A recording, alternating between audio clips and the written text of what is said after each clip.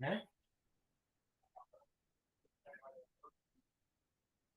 हाँ। अब ये तो इसमें जमा कर अपन ने जमा किया है ना 7.5%। हाँ, तो 7.5% तो जमा करनी पड़ेगा जिसकी बैलेंस डिमांड का। ठीक है ना। और आप इससे देख लो कि क्योंकि उसमें क्या आप लोग वहां पर भी या तो दिल्ली जाए अपन या फिर पे करें। या तो अपन एक काम करते हैं कि एक अपने लोकल एसोसिएट है उनको दे दें। इनसे पूछ लेते हो कितना है। पूछ लेंगे उनसे, है ना। मैं प्रिंस को बताता हूँ, है ना। जो भैया वो सही लगाइए, वो लगाइए। तो तुम अच्छा तुम्हारी फोटो आ गई। हाँ फोटो आ रही है लगाए।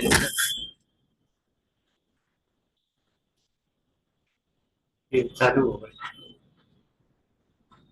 ये पिछली बार भी आ रही थी। ये उनके में है, अपने बनाई उनके वाले में, उनकी स्क्रीन में दिक्कत है, गड़बड़ है। अपने बनाई। लगा लिया है। हाँ लगाइए, देखिए हमारे आ रही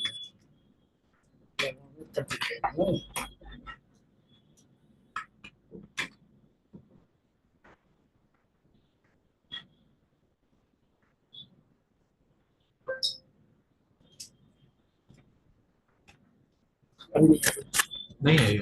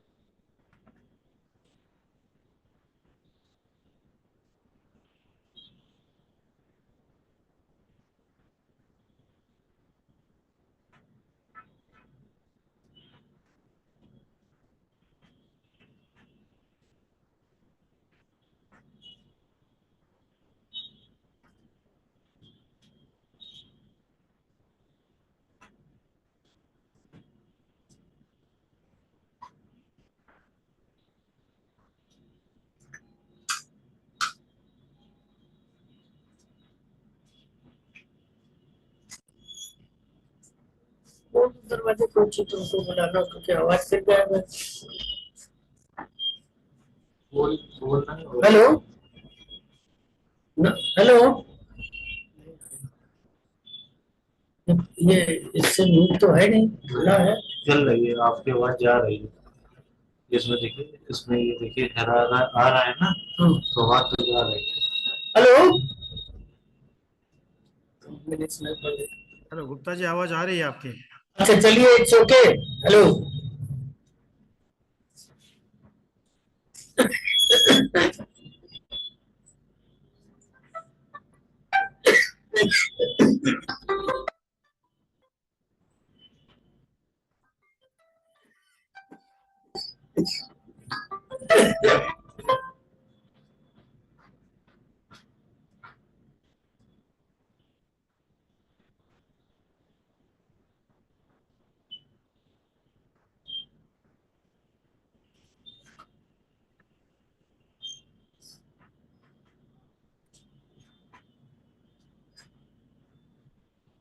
नमस्कार साहब। हाँ नमस्कार जी।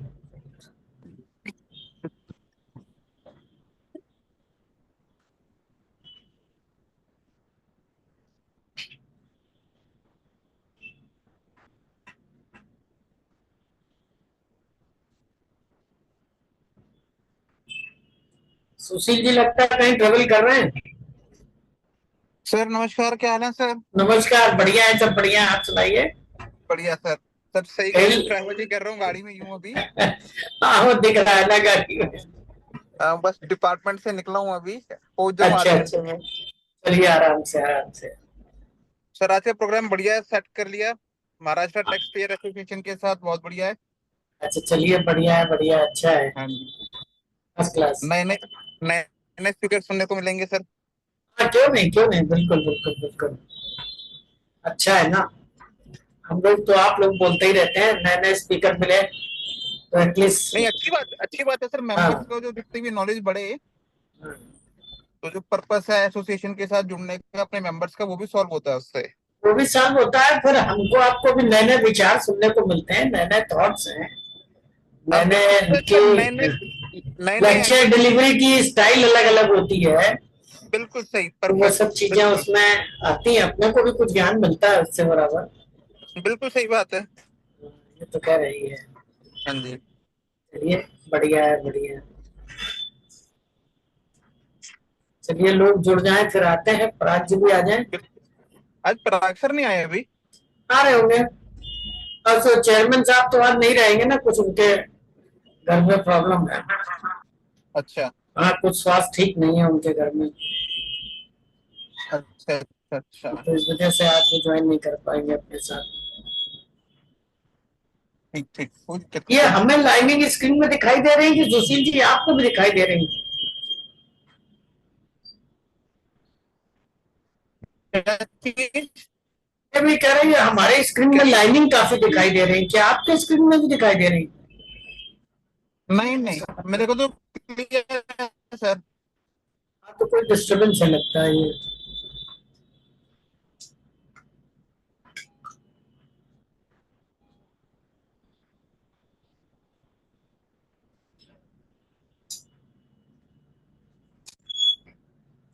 ये इसी में कोई प्रॉब्लम आ रही है शिवांग से? और तो वीडियो सबकी क्लियर आ रही है। आपकी वीडियो ऐसे सही आ रही है ये। नहीं, वो तो हमारी तो सही जा रही है, जो इसका डिस्टर्ब मत करो।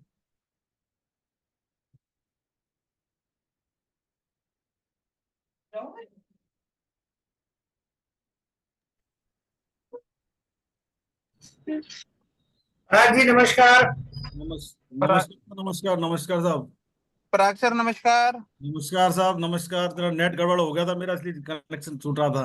चलो कोई कोई बात नहीं, कोई दिक्कत नहीं सर। कनेक्शन जाएगा कहाँ छूट के। ये कहीं नहीं जाएगा साहब, लेकिन थोड़ा सा कभी कभार जो है ना वो नखरा दिखा देता है। Good evening sir. नमस्कार भाई, नहीं है। नमस्कार। सुप्रीम जी नमस्कार। नमस्ते Pranab ji, sir, good evening sir. Pranab ji camera good खोल लीजिए इवनिंग। भाई, शकल देखने को आते रहे हमसे। स्क्रीन में दिक्कत नहीं। नहीं ना, इसको चेक कराओ लैपटॉप। एक बार जरा वो आ जाए, दूसरे की किसी की स्क्रीन अभी आ जाता है, ये सबकी स्क्रीन साफ है, देखो। हाँ उनकी तो मैं एक बार देख ये जरा लिया। अपनी स्क्रीन चेक कराओ। एडवोकेट जयस जोशी, संतोष कुमार जोशी, हाँ नीलेश जी, संतोष गुप्ता जी, जी, संतोष शर्मा जी आ चुके हैं हमारे साथ, स्पीकर साहब आ चुके हैं। ये महेश बढ़िया। भोपाल से आ चुके हैं हमारे पास में। एच के अरोड़ा साहब बहुत ही सीनियर एडवोकेट हैं सहारनपुर के, अच्छा ज्वाइन कर चुके हैं। अंकित गोयनका कोरबा, शरद सूर्यवंशी जी है पूना से, मनोज चितलकर पुणे से MPTA sir. Immediate past president हैं, नारायण आर जी। अभी तक 6 बज गए हैं, बस 10 मिनट का हमें स्पेस चाहिए, 10 मिनट में और ये लोग जुड़ व्हाट्सएप जाएंगे। देखो, ये हमारी इसमें भी खुली हुई है लगता है। ये हाँ है ना, खत्म हो गई। ये ना ये- हाँ, उसमें चल रही थी लेकिन उसमें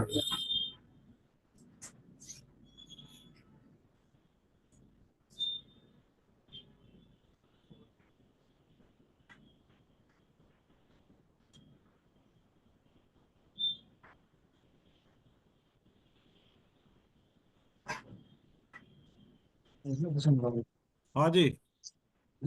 पराग सर नमस्कार। रोज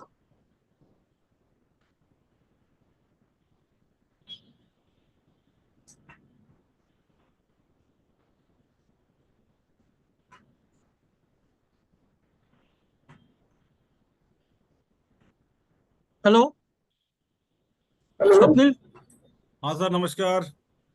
गुड इवनिंग सर, नमस्कार। am I audible? Yes yes yes yes yes you are completely audible. Okay sir, thank you. Sir Amit नमस्कार संतोष श्रीवास्तव जी, मिर्जापुर से। नमस्कार भैया, नमस्कार। कैसे हैं? बढ़िया है जी, बिल्कुल फर्स्ट क्लास।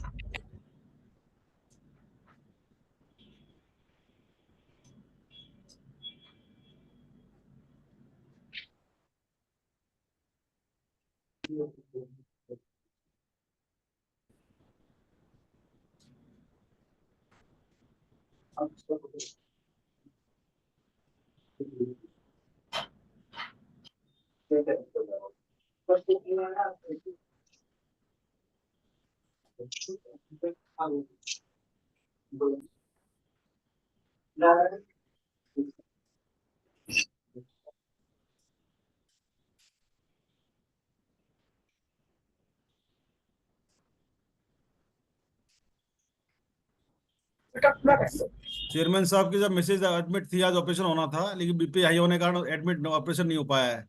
वही बहुत जल्दी ज्वाइन कर रहे हैं। जी सब। हाँ भैया।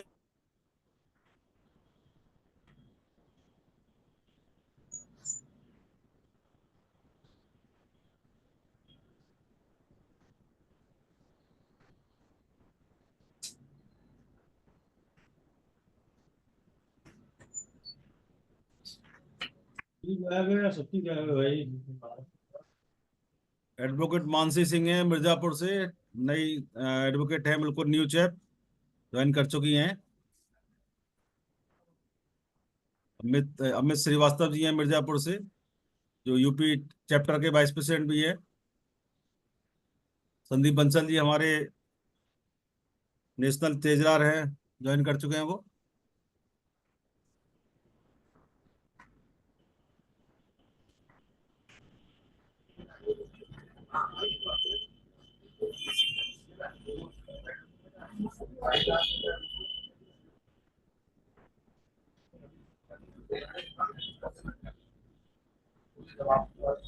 आज हमारे ये वेबिनार जो है association of tax payer professional और महाराष्ट्र टैक्स प्रैक्टिशनर एसोसिएशन के जॉइंट वेंचर से बुलाई गई है। और इसमें हमारे स्पीकर हैं मिस्टर संतोष शर्मा, पुणे के हैं, बहुत अच्छे स्पीकर हैं और इनकम टैक्स में काफी इनका एक्सपर्टाइज है। हमें अच्छा लगेगा उनको सुन करके, इनकी बहुत तारीफ सुनी है मैंने, तो आज हमें मौका मिल रहा है सुनने का संतोष शर्मा जी का।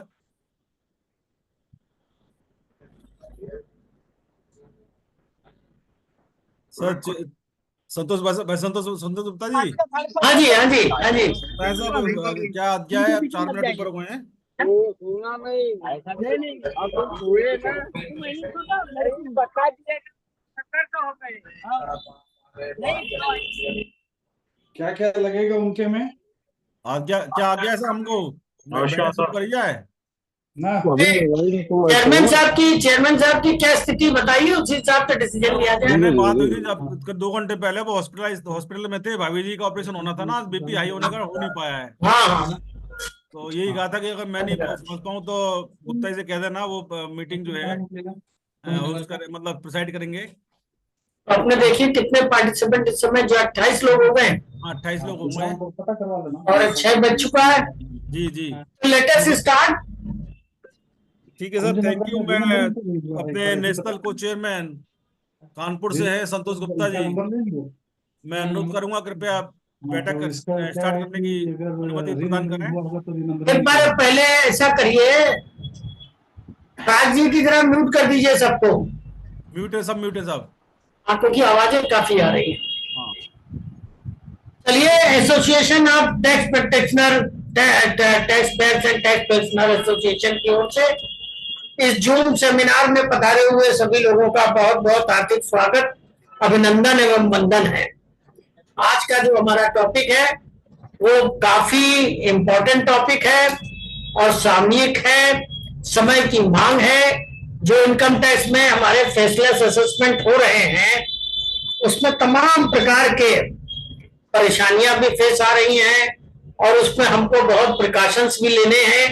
प्रिकॉशंस ये लेने हैं कि यदि हमें कोई बात कहनी है जो भी शोकाज नोटिस इशू हो रहे हैं डिपार्टमेंट से फेसलेस, उसका जवाब हमको कंप्लीटली देना है, खाली देना है, एविडेंस के साथ देना है।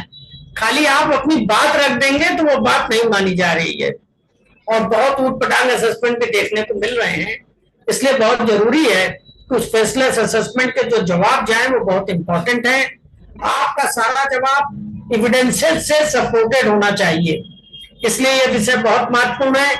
और हम लोगों का बड़ा सौभाग्य है कि महाराष्ट्र से हमारे पास जो स्पीकर है संतोष शर्मा जी पुणे से, वो आज इस वेबिनार में हम सबको इस कॉम्प्लिकेटेड इशू पर बहुत अच्छा डेलिब्रेट करेंगे। उनके बारे में हम लोगों ने काफी कुछ सुन रखा है, वो एक बहुत अच्छे स्पीकर है, बहुत बढ़िया ओरेटर हैं। तो आज सबको ये महसूस होगा पूरे वेबिनार में कि हमने उनके ज्ञान का लाभ उठाया, और आप सब भी उसका लाभ उठाएंगे।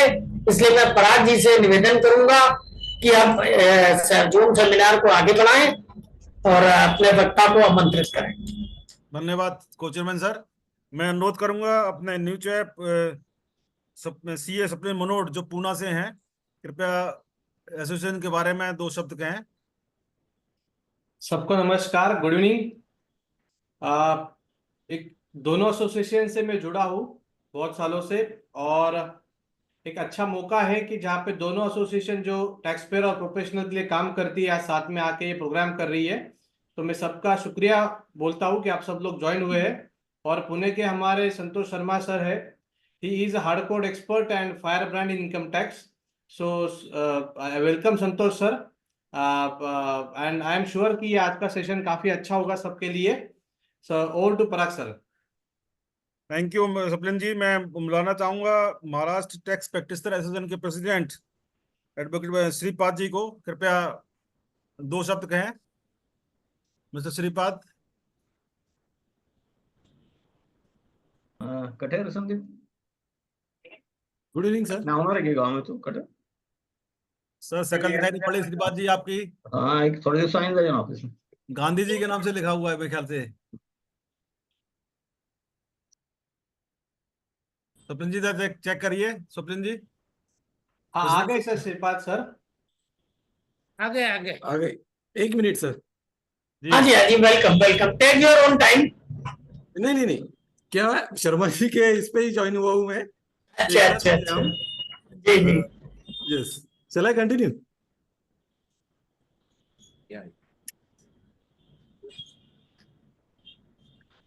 I am audible sir? Yes yes. हाँ, you are completely audible. Thank you sir, thank you sir. Good evening one and all. Advocate Rajesh Sharma ji, Advocate Tiwari ji, CA Parashar ji, Rucha Agarwal ji, Office Bearer Advocate Srivastav ji, Sri Parag Singhal ji, Sandeep Bansal ji, all delegates, office bearers of associations, and today's eminent faculty, Sri Santosh Sharma sir. I must thank the Association of Taxpayers and Professionals for joining the hands to organize a webinar on faceless assessment.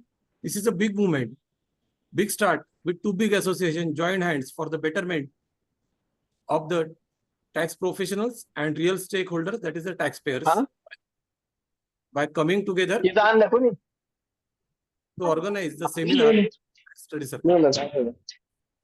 We, Maharashtra Tax Practitioners Association, is one of the biggest organization of tax professionals, including chartered accountant, cost accountant, company secretary, tax advocate, tax consultants, having strength of more than 2,000 plus members all over India. We regularly organize the seminar, conferences, study circle meetings to educate and upgrade our members. Recently, we have completed 3 big courses, that is certificate course in taxation law, litigation course in GST, which is headed by CA Swapnil Munot sir.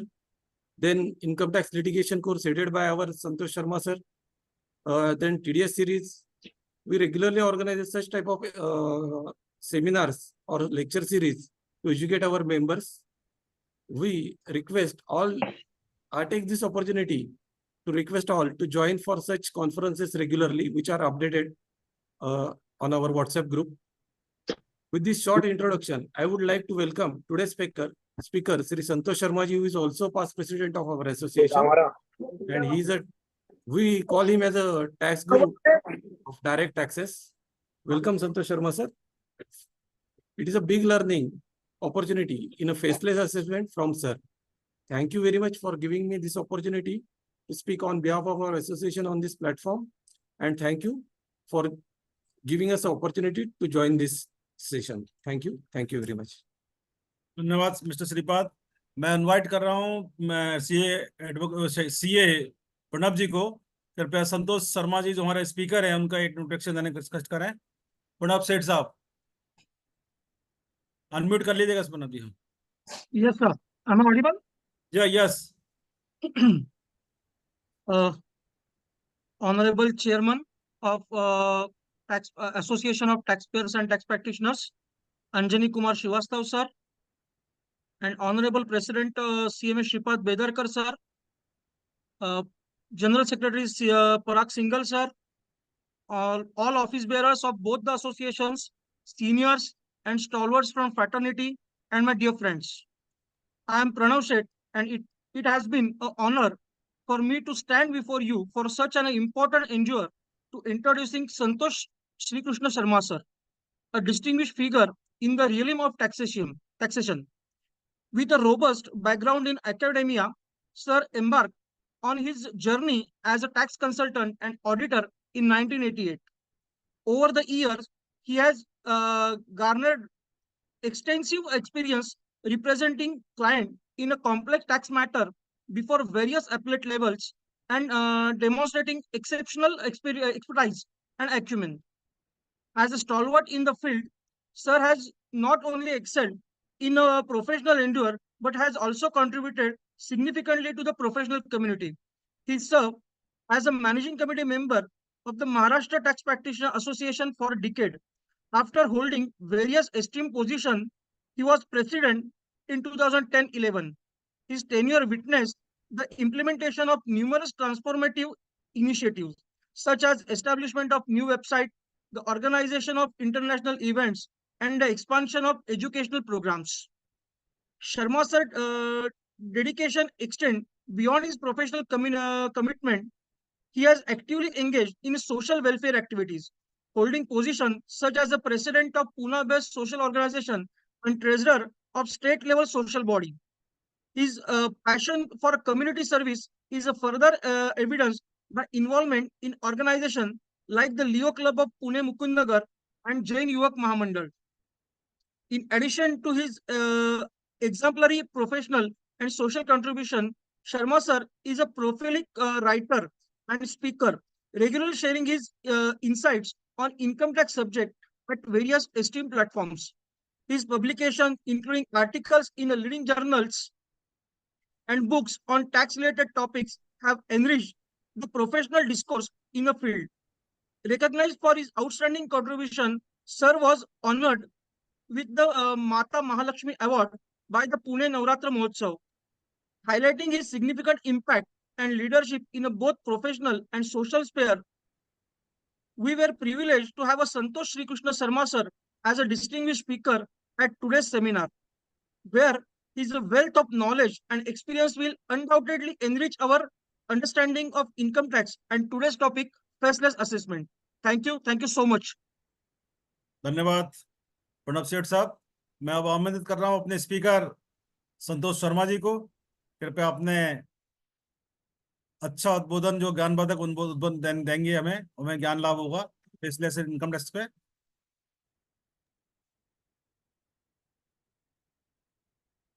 Hello, am I audible? Yes yes.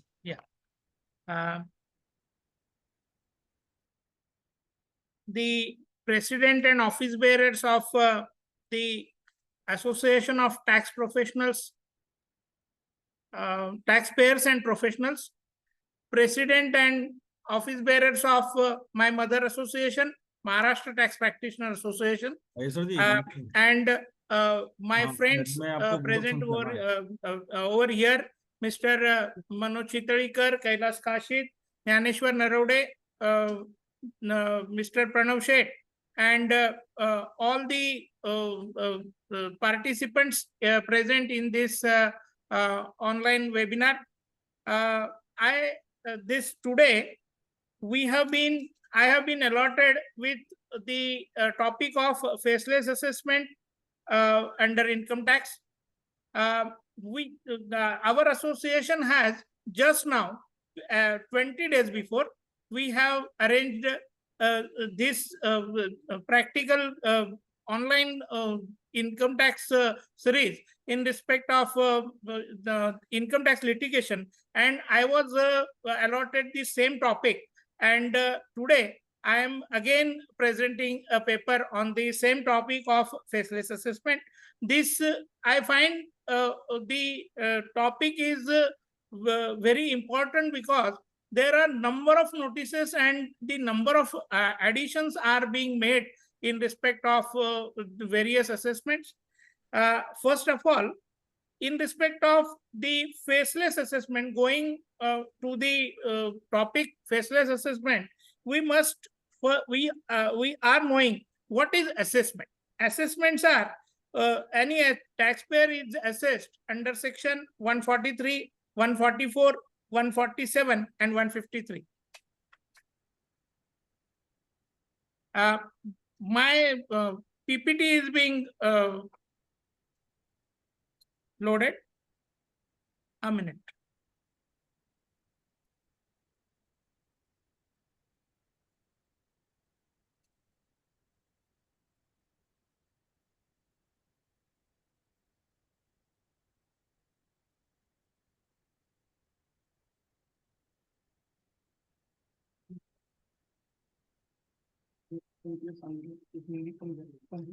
मैंने share कर दिया sir. Sir, somebody has shared the screen. So those who is the host, please stop the sharing. Okay, thank you. You can share. Sir, I think we require the co-host right for or the screen sharing right. So please allot us the screen sharing right.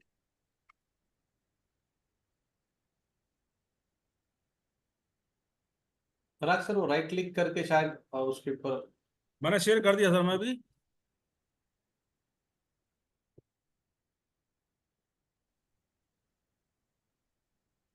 तो भाई देखिए आ गया screen sir. No, sir, you are sharing your screen. Actually, we want to share our screen, so you have to give us the sharing right.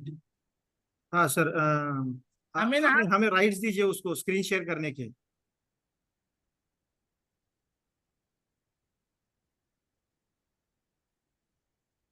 हमारा screen share नहीं हो पा रहा है. मैं सर कोशिश कर रहा हूँ. हाँ, को होस्ट कर दीजिए सर, तो वो बेटर हो जाएगा.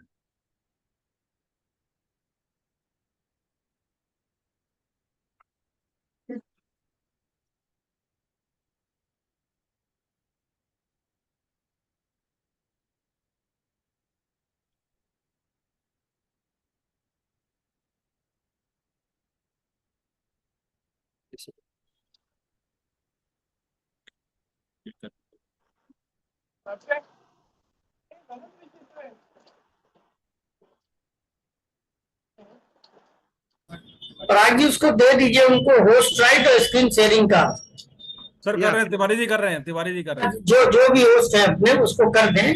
जी तो वो अच्छी तरह मैनेज कर लेंगे ना अपने लेक्चर के हिसाब से सब चीजें.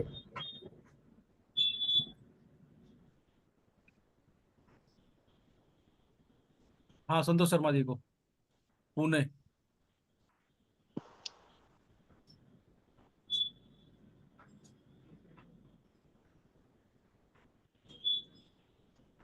शर्मा जी देखिए, शर्मा जी शेयर कर दिया है.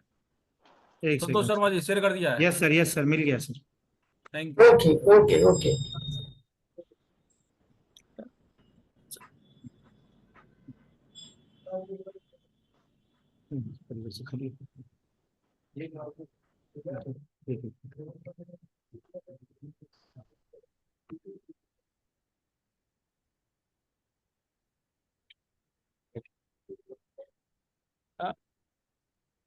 Coming to my topic, taxpayers are assessed under section 143, 144 147 and 153 of the Act. अब रिटर्न फाइल करने के बाद एसएससी को नोटिस आता है और एसएससी को उसका असेसमेंट करने के लिए बताया जाता है। अब ये जो नोटिस आ रहा है, उसका नोटिस आने के बाद एसएससी ने अपना सबमिशन देना चाहिए। ये सबमिशन जो है, इसके पहले जब स्क्रूटिनी असेसमेंट होता था तो एसएससी ये सबमिशन जो है वो फिजिकली सबमिट करते थे along with his written say in respect of whatever he wants to say in respect of his case. अब ये जो स्क्रूटिनी असेसमेंट है जो फिजिकल पहले हुआ करता था, वो अब पूरा बंद हो गया है और अब ये असेसमेंट फेसलेस हो गया। फेसलेस का मतलब कि हमें वहां पे असेसिंग ऑफिसर के पास जाना ही नहीं है और whatever the assessee wants to submit, that he is required to submit by way of online submission from his individual login, from his income tax login. So the assessee should submit all his submission along with written say, proofs, records, documents, evidences, etc. from his login. So अब scrutiny assessment में हुआ क्या करता था और होता क्या था, तो हम लोग दी एसएससी जो है वो अपने बुक्स ऑफ अकाउंट्स फिजिकल लेकर जाया करते थे।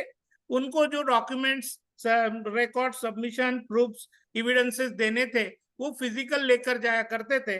अथॉरिटी को उसके ऊपर जो अपना डिस्कशन था वो देखने के बाद उनको जो जो चीजें लगती थी वो मांग सकते थे और वो मांगते थे और ये जो सबमिशन है, ये सबमिशन वहां पे हम लोग देकर सबमिट करते थे।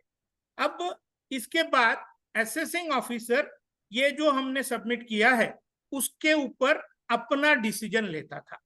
Whatever decision is being taken by the assessing authority is generally final. मैं मेरे लैंग्वेज में ऐसा कहूंगा कि असेसिंग ऑफिसर जो है वो ब्रह्मा जी थे, तो ब्रह्मा जी जो डिसीजन लेते हैं वही डिसीजन फाइनल था, जनरली फाइनल। इसलिए कि असेसमेंट ऑर्डर जो है वो जनरली चैलेंज नहीं होता है from the department land. Department इसको चैलेंज कर सकता है, लेकिन कमिश्नर, प्रिंसिपल कमिश्नर सेक्शन 263 में इसको रीओपन कर सकता है, लेकिन ये केसेस जो है इसका नंबर बहुत कम है। यानी हम सबको ये था कि हम लोग असेसिंग ऑफिसर के सामने अपना कहना रखना है और वो रखने के बाद असेसिंग ऑफिसर जो है उसको अपना व्यू लेके वो उसके ऊपर असेसमेंट ऑर्डर पास करते थे। और आज वो जो है ये फेसलेस इरा में हम लोग जो ऑनलाइन सबमिट करेंगे यही सब चीजें हमें ऑनलाइन सबमिट करनी है और ये करने के बाद असेसिंग ऑफिसर अपना व्यू जो है वो बनाते हैं और उसके बाद उसका असेसमेंट ऑर्डर वो पास करते हैं। अब before passing this assessment order, the assessing authority has right to call some statements, papers, records from outsiders also. This right, the assessing officer has been confirmed under section 131, 133 of the Act. So,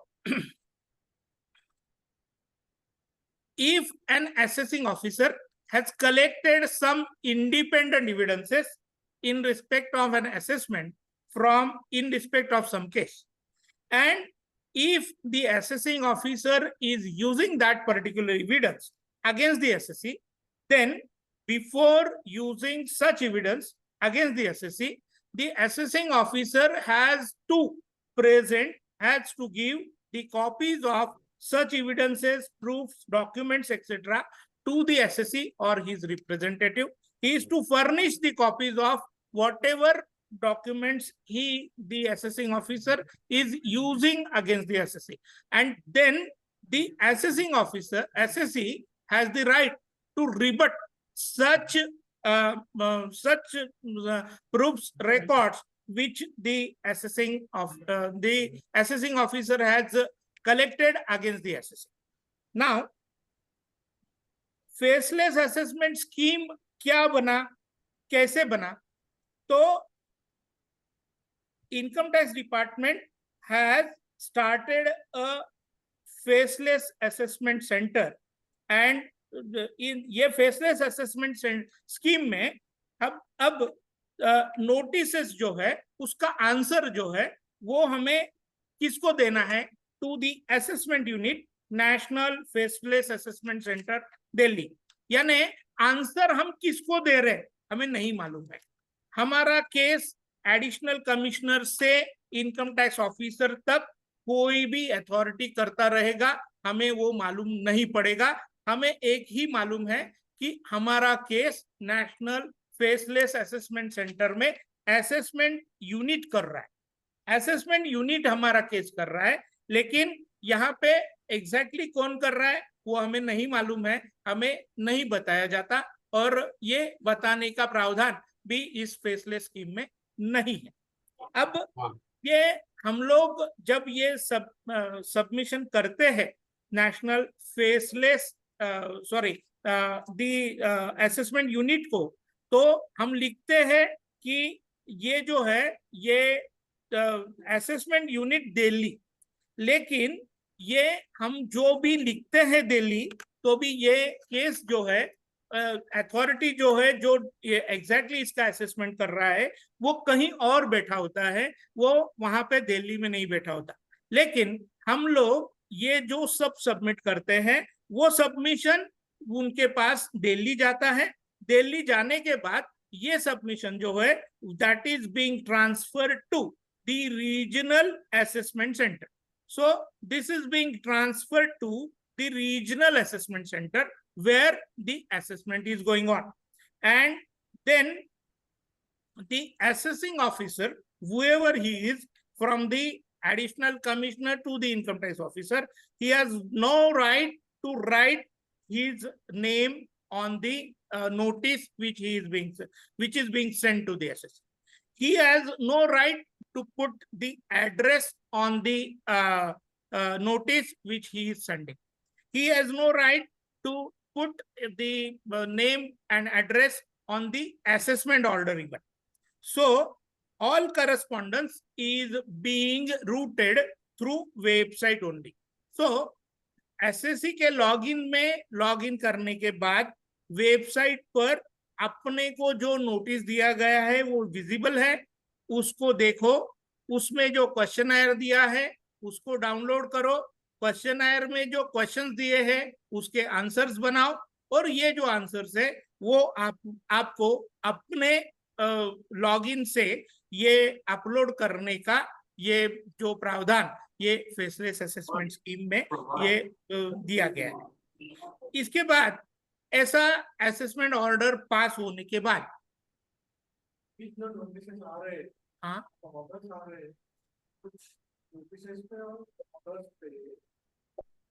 County 5 is now.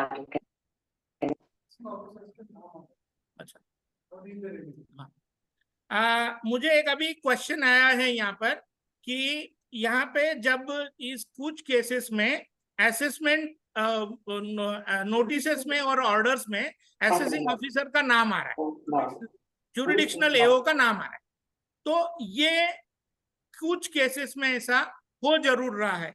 लेकिन ये क्यों हो रहा है उसका reason ऐसा है कि फेसलेस यूनिट ये जो केसेस है वो जुरिडिक्शनल एओ को ट्रांसफर कर दिए हैं। जिस केसेस में रेड हुआ है, जिस केसेस में सर्वे हुआ है, उस केसेस में ये जो असेसमेंट है वो जुरिडिक्शनल एओ करता है और उस नोटिसेस पे एओ का नाम आता है। कुछ रीअसेसमेंट की केस भी ऐसी है जहां पर फेसलेस यूनिट ने ये केस ये जुरिडिक्शनल एओ को ट्रांसफर किया है, वहां पर एओ का नाम आ रहा है। Coming to the next, the SSC does not come to know the exact designation of the authority who is assessing the case of the assessing. So the assessing SSC does not know the location, SSC does not know the designation, SSC is not required to find where the assessing officer is sitting, and SSC is not required to find or physically submit the documents which he wants to submit. Whatever he wants to submit, that is to be submitted through his login from the income tax website. So, अब ये faceless assessment शुरू क्यों हुआ, इसका हम लोग देखेंगे कि faceless assessment in order to reduce the human interference between the taxpayers and assessing officer and to end malpractices. Malpractices as tax professionals को मुझे बताने की जरूरत नहीं है, तो ये जो कुछ malpractices इसके पहले होती थी, ये malpractices बंद करना, ये इसका पर्पस था, और इस पर्पस से ये फेसलेस असेसमेंट यहाँ पर शुरू किया गया। और फेसलेस असेसमेंट शुरू करने के लिए एक इनकम टैक्स डिपार्टमेंट ने एक ऑफिस ऑर्डर निकाला, that is office order number 1 dated 13th August 2020, and by this order CBDT has reconstituted the National Faceless Assessment Center. ये नेशनल फेसलेस असेसमेंट सेंटर जो था, ये 13 अगस्त 2020 को ये जब ऑर्डर निकला, इसके पहले भी ये एक्टिवेट कर दिया गया था, और इस नेशनल फेसलेस असेसमेंट सेंटर के द्वारा कुछ 4 सिटीज जो उसके पहले उनको फेसलेस असेसमेंट में लाया गया था, वो थी Pune, Mumbai, Chennai and Kolkata. In cities में ये फेसलेस असेसमेंट का काम ये 13 अगस्त 2020 के ऑर्डर के पहले भी एक करीबन 1.5 साल पहले भी ये काम चल रहा था। That was the trial of faceless assessment. Then after that from 13th August 2020 the majority of the assessments have been transferred to the faceless assessment, and now the purpose is to enhance the transparency, reduce the bias opinion, and efficient processing of the assessment. This has been started. The National Faceless Assessment Center has started this the assessment in faceless mode after this. So what the assessing officer is knowing about you, the assessing officer has got every detail in respect of the assessment. So in full details of the SSC were provided to the assessing officer, whose case he is assessing. Then he has no authority to contact the SSC by any mode of telephone, mobile, personally, or through email other than the official email ID. So the assessing officer has the right to contact the SSC only through the website only, and no other mode. He has the authority to send notices on his registered email of the SSC. He has the authority to post the same on income tax portal and the where the SSC's PAN is registered. Then he can raise questionnaire regarding the case it is being assessed. Then he has the right to issue notices and send communication in respect of issue of such notice on the mobile number of the SSC. So the assessing officer has got all the details in respect of the SSC whose case he is assessing, and he has the right to send notices to the SSC through website. Then he has the right to send this to the registered email ID of the SSC. So this is the basic of faceless assessment. Then what is the structure of faceless assessment? So the structure is CBDT decides the scope of faceless assessment, such as territorial area, person, class of persons, income of person, then cases or class of cases to whom the faceless assessment is applicable. For the purpose of faceless assessment, the CBDT would set up the centers and units. There will be 4 types of units. The basic unit is National E-Assessment Center. This National E-Assessment Center is the basic center who is controlling the all E-Assessment procedure. Then Regional E-Assessment Center.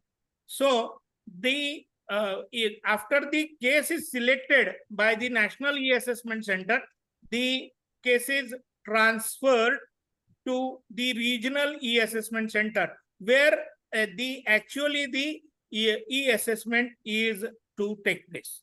Then under the Regional E-Assessment Center, there are assessment units for identifying the points and issues, material for the determination of any liability, including refund, analyzing information, and such other functions. So under Regional E-Assessment Center, there are different assessment units who are carrying out the actual assessment work.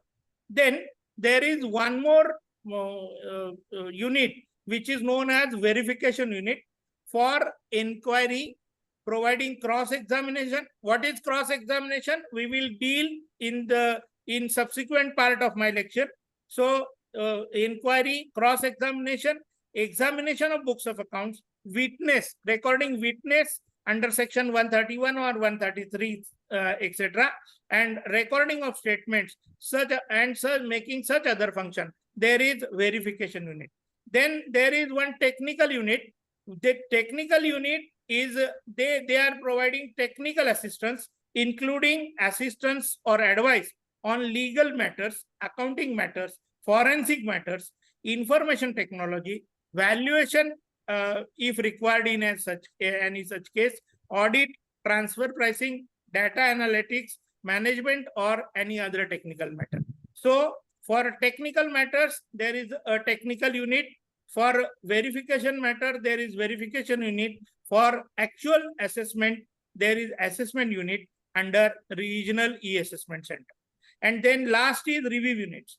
For reviewing the draft assessment order or check whether the facts, relevant evidence, and law and judicial decisions have been contained in the draft assessment order, the assessments orders, draft assessment orders are sent to review units.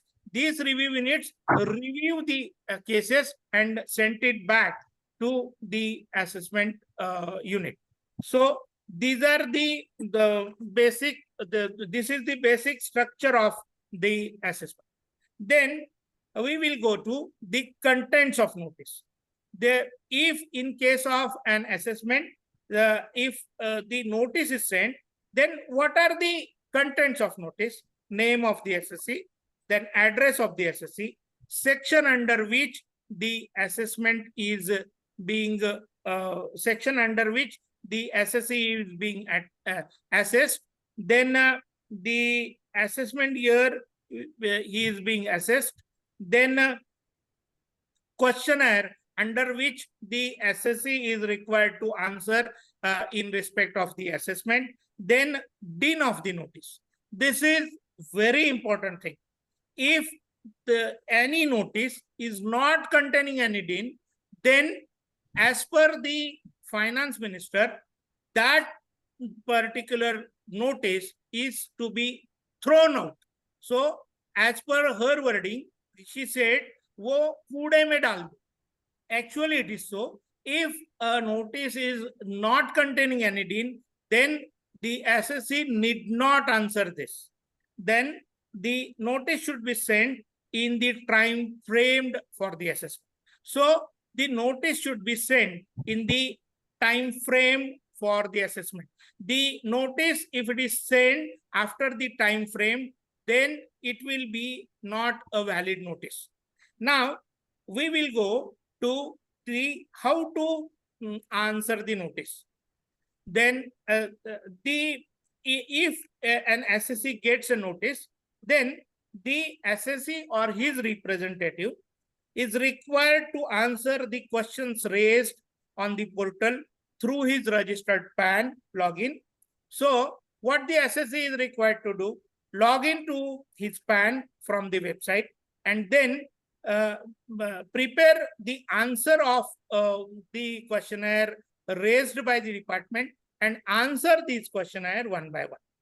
And to submit the submissions, these answers is to be submitted along with proofs, records, ledger extract, agreements, confirmations, etc. from his login. So the SSC, while making the submission, need not make a plain statement. No, I have ample sources of purchasing this particular property. That he should not answer. He should write the application of a particular case. If we are dealing with, if the SSC is required to answer in respect of investment of a particular property, and he has to write that the property is valued at so and so price, then along with that the allied expenditure. So the total investment what he has made, that he is supposed to write, and then he is supposed to answer this, that how he has from what sources he has made that particular investment, that he is supposed to write along with proofs and records and agreement, confirmation, etc. To while answering a particular notice. Then all these submissions are required to be made in PDF format. So how these submissions are required to be made? That is to be made in PDF format. This PDF format should have a size of up to 5 MB. So any submission less than 5 MB could be uploaded. Any submission exceeding 5 MB, what to do in that case? In that case, the SSC can subdivide that particular submission in 2 or more parts, and then he can make such submission. So all submissions to be made in PDF, size up to 5 MB or less, and if any submission is bulky, then such bulky submission is required to be divided into 2 or more parts, and then such submission is required to be uploaded. While making such submission, in each submission, there will be one in each submission, there could be maximum 10 attachments. So if there are, say, 50 attachments in while making a submission of a particular questionnaire, then the SSC can make 5 different parts and make the such submission of 10 each, having 5 MB size each. So each document of 5 MB size, total 10 will could be uploaded in one submission. So in case 50 such attachments are required to be made, then the SSC can make 10 different attachments, 10 different 5 different submissions of 10 each.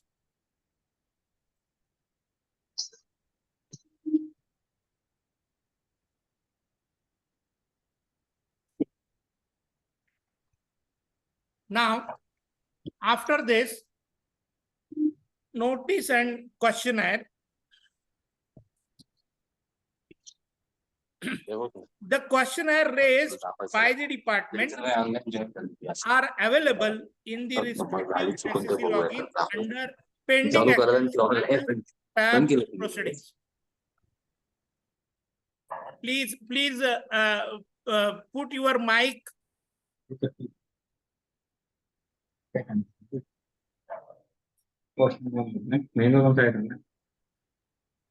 तो सबके mic unmute कर दीजिए speaker के अलावा।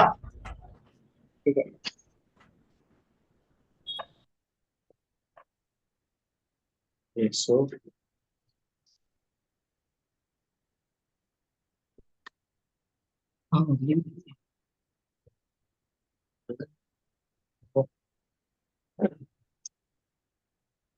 जी please proceed.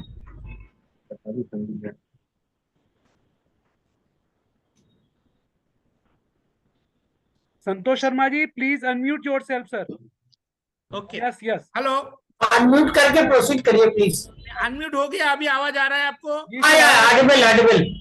Okay, okay. The questionnaires raised by the departmental authority are available in the respective SSC login under pending action section under the tab e-proceedings. Under the tab, the notice is notice, if any, is available. It could be downloaded. These notices could be downloaded, and if the SSC clicks to the notice to the window view notices, he will find the notice and the following 4 more tabs. There are number of tabs. First is submit response. Second is notice oblique letter in PDF. Then seek view adjournment is this other window available. And the last is seek video conference. So in respect of view adjournment, I will like to explain the thing. Hindi में बोलने का If one wants to, Santosh Kumar Sharma ji नहीं, unmute है साहब।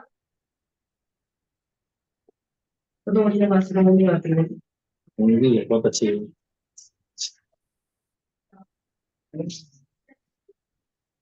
Mute degree हाँ हमें तो हाँ जी, सुनिए। सुनिए जो किसी को एडजॉर्नमेंट लेना है तो वो एडजॉर्नमेंट कैसे ले सकता है? ये जो टैब है व्यू सीक एडजॉर्नमेंट, उसमें आपको अपना सबमिशन देना है कि आपका जो रीजन रहेगा, वैलिड रीजन रहेगा, वो वहां पर देना है और उसके बाद ये एडजॉर्नमेंट लेना है। तो एडजॉर्नमेंट के लिए कौन सा वैलिड रीजन हो सकता है? तो आउट ऑफ स्टेशन ये एक रीजन हो सकता है। Gathering material from multiple sources and therefore I require time, that could be another reason for taking the adjournment. Then there could be other reason of medical grounds. Then और क्या हो सकता है reason? preoccupied with written filing activity, and therefore the adjournment may be granted. ऐसा भी reason आप दे सकते हैं, और एनी अदर फैक्चुअल रीजन जो आप देंगे और उसके बाद ऐसे आपको एडजॉर्नमेंट मिलेगा। इनफैक्ट इसके पहले जब हम लोग फिजिकल जाते थे और एडजॉर्नमेंट मांगते थे तो हम लोग 15 दिन का मांगते थे तो 4 दिन का मिलता था, ऐसी प्रोसीजर थी। लेकिन यहाँ पर अभी जब तक के असेसमेंट करने का ड्यू डेट नहीं आता है, उसके पहले तक आप रीजनेबल टाइम का एडजॉर्नमेंट मांगते हो तो एडजॉर्नमेंट मिल जाता है। एक्चुअली एडजॉर्नमेंट आपने सबमिट करने के बाद yes your case is adjourn on so and so date, ऐसा कहीं ऑर्डर नहीं होता है, फिर भी वो एडजॉर्नमेंट देना बहुत जरूरी है। Otherwise the authority is free to pass the assessment order. The reason of adjournment, आपका किसी का माइक चालू है, आप प्लीज म्यूट कर दीजिए। मैं डिस्टर्ब हो रहा हूँ, मुझे समझ नहीं आ रहा है मेरा, मैं कह रहा हूँ वो सब समझ रहे हैं या नहीं, प्लीज। ठीक है। In respect of seeking the adjournment, the reason may be explained in 4,000 characters in the available window. Maximum characters are allowed are 4,000 characters. And if one wants to make some attachment to it, that attachment could be of maximum size of 5 MB. So 5 MB का attachment लगाकर 4000 characters के letter के अंदर हम लोग submission दे सकते हैं और ये जो सबमिशन है ये वहां पर देखा जाएगा और जब तक के असेसमेंट का ड्यू डेट नहीं आता है उसके पहले तक ऐसा एडजॉर्नमेंट मिलने की आज तक की तो ये एक्सपीरियंस है कि वो लोग एडजॉर्नमेंट देते हैं। हालांकि ऐसा कोई एडजॉर्नमेंट देने का कोई ऑर्डर मैंने आज तक देखा नहीं है। फिर भी तो हम लोग अब इसके बाद देखेंगे कि सबमिट रिस्पॉन्स में क्या सबमिट करना है। तो सबमिट रिस्पॉन्स में मैं देख रहा हूं कि यहाँ पर एक अबाउट 35 विंडोज यहाँ पर अवेलेबल है। इस विंडोज में अलग अलग हेड दिए हुए हैं और उस विंडो में उस हेड का उस सब टाइप का सबमिशन आपको देना है। अभी एग्जांपल के तौर में हम देखेंगे एग्रीकल्चरल इनकम कंप्यूटेशन स्टेटमेंट। अब एक एसएससी है जिसका एग्रीकल्चरल इनकम उसे एक्सप्लेन करना है, तो वो एग्रीकल्चरल इनकम का कंप्यूटेशन का स्टेटमेंट इस पर्टिकुलर विंडो को अटैच करके सबमिट कर सकता है। दूसरा है window asset and liability statement. एक विंडो है जहां पे एसेट एंड लायबिलिटी का स्टेटमेंट यहाँ पर हम एसएससी जो है इसको अटैच कर सकता है। ऐसे नंबर ऑफ विंडो जो है अबाउट 35 है। यहाँ पर ये किसी भी विंडो में आप वो जो सबमिशन करना है वो उसी विंडो में करना ऐसा जरूरी नहीं है। जनरली दो विंडोज ज्यादा पॉपुलर है। एक जो विंडो है वो है नोट ऑन बिजनेस एक्टिविटीज, यानी अपना जो रिटर्न से है वो जनरली इस विंडो को अटैच करते हैं। और एक लास्ट विंडो है अदर्स का। इस अदर्स के विंडो में आपको जो लगाना है, जो भी सबमिट करना है वो आप यहाँ पर लगा सकते हैं। अदर्स का विंडो और उसमें अपना एक्सप्लेनेशन कि हम वहां पे क्या दे रहे हैं, यानी शॉर्ट में explanation. If you are putting statement of affairs, write statement of affairs. If you are putting 712 extract in respect of agricultural land, that is there. If you are putting copy of agreement of purchase of property, then that you explain and you attach to this others window. So ये अलग अलग type के window में हम लोग क्या attach कर सकते हैं, क्या अटैच करना चाहिए, ये यहाँ पर दिया गया है। अभी इसके बाद ये सबमिशन करते वक्त हम लोग सबमिट रिस्पांस करके एक विंडो है वहां पर क्या लिखना चाहिए। मैं जनरली वहां पे लिखता हूं point wise answer to the questionnaire sent by you dated so and so under DIN so and so. So हम लोग वहां पर एक वर्ड लिखते हैं खाली ए, फिर भी अपलोड होगा। ये विंडो ब्लैंक रहेगा तो अपलोड नहीं होगा। जनरली यहाँ पर हम लोग जो लिखते हैं point wise answer to the questionnaire sent by you dated under dean, इतना लिखते हैं तो that will be a sufficient compliance. That is what I understand. अब इसके बाद हमने आंसर कैसे देना है।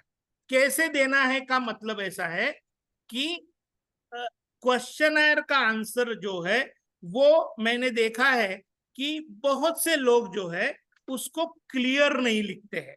अच्छा, अपने अंग्रेजी में लिखते हैं। अपना अंग्रेजी बोले तो जो ऑफिसर को समझ में आवे ऐसे अंग्रेजी में लिखे तो ही वो जो सबमिशन है उसका इंपॉर्टेंस रहेगा।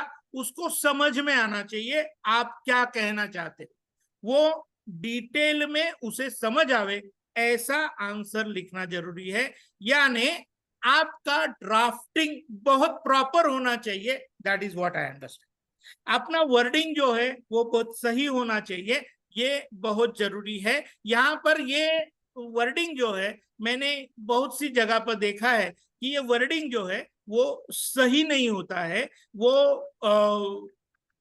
उसका ड्राफ्टिंग सही नहीं होता है, और व्हाटएवर आप जो कहना चाहते हो वो अथॉरिटी को समझ में आवे, ऐसे टाइप से ड्राफ्ट करके इसे लिखना ये बहुत जरूरी है.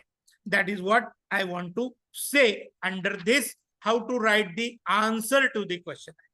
Accurate wording is the crucial, and the assessing authority should be able to grasp the facts and issues in respect of this case.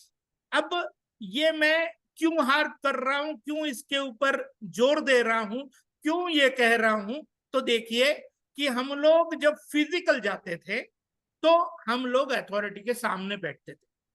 सामने बैठने के बाद हमने हमारा सबमिशन जो है वो राइटिंग में जो सबमिशन लिखा है उसमें इतना डिटेल, इतना समझने वाला नहीं भी लिखा, तो 1 to 1 एक्सप्लेन करते थे और अथॉरिटी के समझ में आता था. अथॉरिटी के समझ में आता था तो वो केस समझ के लेता था, उसको वो केस समझ में आती थी और उसके बाद वो उसके ऊपर जो है अपना ओपिनियन फॉर्म करता था. आज इस फेसलेस दौर में क्या हुआ है कि फेसलेस दौर में हम लोग, अथॉरिटी कौन है हमें नहीं मालूम, हम अथॉरिटी को आप कौन है ये नहीं मालूम, आप कितने सीनियर एडवोकेट है या जूनियर एडवोकेट है ये नहीं मालूम, एसएससी की पोजीशन एग्जैक्ट क्या है ये नहीं मालूम. इसलिए जो अपना वर्डिंग है, अपना जो ड्राफ्टिंग है वो सही और डिटेल में समझ में आने जैसा, अपना केस उसको समझे ऐसा, ऐसे डिटेल में लिखना ये बहुत जरूरी है इस फेसलेस के दौर में. तो इसके बाद हमारा जो केस है वो आप लिख तो दिए, केस कॉम्प्लिकेटेड है ऐसा हम समझते हैं. मैं एक आधा मैटर है जो क्या कॉम्प्लिकेटेड है, जो इजीली अथॉरिटी के समझ में नहीं आएगा, शायद ऐसा रहेगा, तो क्या करना चाहिए?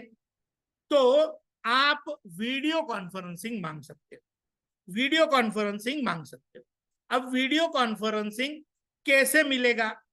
तो during the course of our submission we should request the authority to give to grant video conferencing in respect of your case, and there you should write that my case is complicated, I want to explain my case in person to the authority, and therefore video conferencing in my case may please be granted. अब video conferencing, आप तो कहते हो कि faceless दौर है तो video conferencing कैसा, लेकिन फेसलेस दौर में वीडियो कॉन्फ्रेंसिंग का प्रोविजन डेफिनेटली दिया गया है. और वीडियो कॉन्फ्रेंसिंग के लिए ओरिजिनल जो फेसलेस का डॉक्यूमेंट था जिसमें फेसलेस का स्कीम बनाया था उसमें ऐसा था कि डिपार्टमेंट अपना फेसलेस वीडियो कॉन्फ्रेंसिंग सेंटर बनाएगा. वीडियो कॉन्फ्रेंसिंग जिस केस में ग्रांट हुआ है उस केस में जो एसएससी एसएससी या उसका जो रिप्रेजेंटेटिव है वहां पर जाएगा. Please mute sir, please mute your mic please. Neeraj Khare ji mic mute कर लीजिए. Neeraj Khare, advocate Neeraj Khare mic mute कर लीजिए अपना.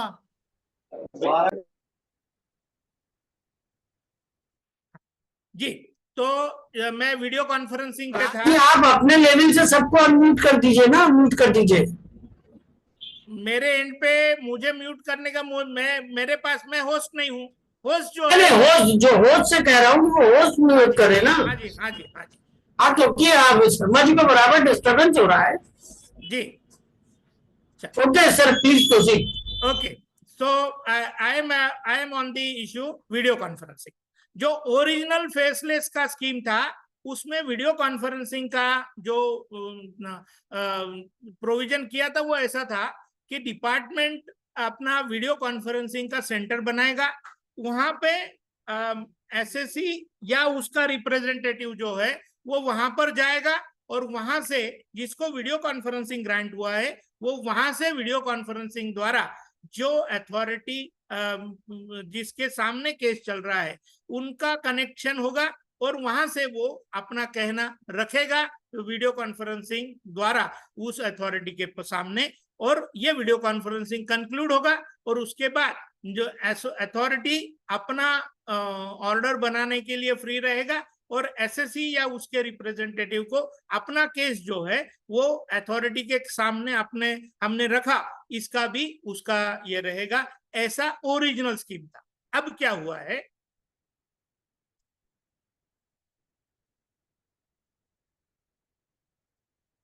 ये कोई केस में वीडियो कॉन्फ्रेंसिंग जो ग्रांट होता है तो उस केस में हम लोग अपने ऑफिस में बैठ करके अपने लैपटॉप पर, अपने मोबाइल, अपने कंप्यूटर पर बैठकर वीडियो कॉन्फ्रेंसिंग कर सकते हैं। तो अभी वीडियो कॉन्फ्रेंसिंग के लिए डिपार्टमेंट का वीडियो कॉन्फ्रेंसिंग का सेंटर ये इशू चला गया, हम लोग अपने यहाँ पर बैठकर वीडियो कॉन्फ्रेंसिंग कर सकते हैं। अब वीडियो कॉन्फ्रेंसिंग होगा कैसे? जिस केस में वीडियो कॉन्फ्रेंसिंग ग्रांट किया है उस केस में एसएससी को खुद को वहां पर वीडियो कॉन्फ्रेंसिंग के लिए प्रेजेंट रहना रहेगा। अब एसएससी खुद नहीं प्रेजेंट रहता है तो क्या होगा, तो वो अपना जो अथॉराइज्ड रिप्रेजेंटेटिव है उसको अथॉरिटी देगा। अथॉरिटी हम लोग अदरवाइज भी केस प्रेजेंट करते टाइम लेते तो है, फिर भी यहाँ पर अथॉरिटी जरूरी बन जाता है वीडियो कॉन्फ्रेंसिंग के ग्रांट होने के बाद।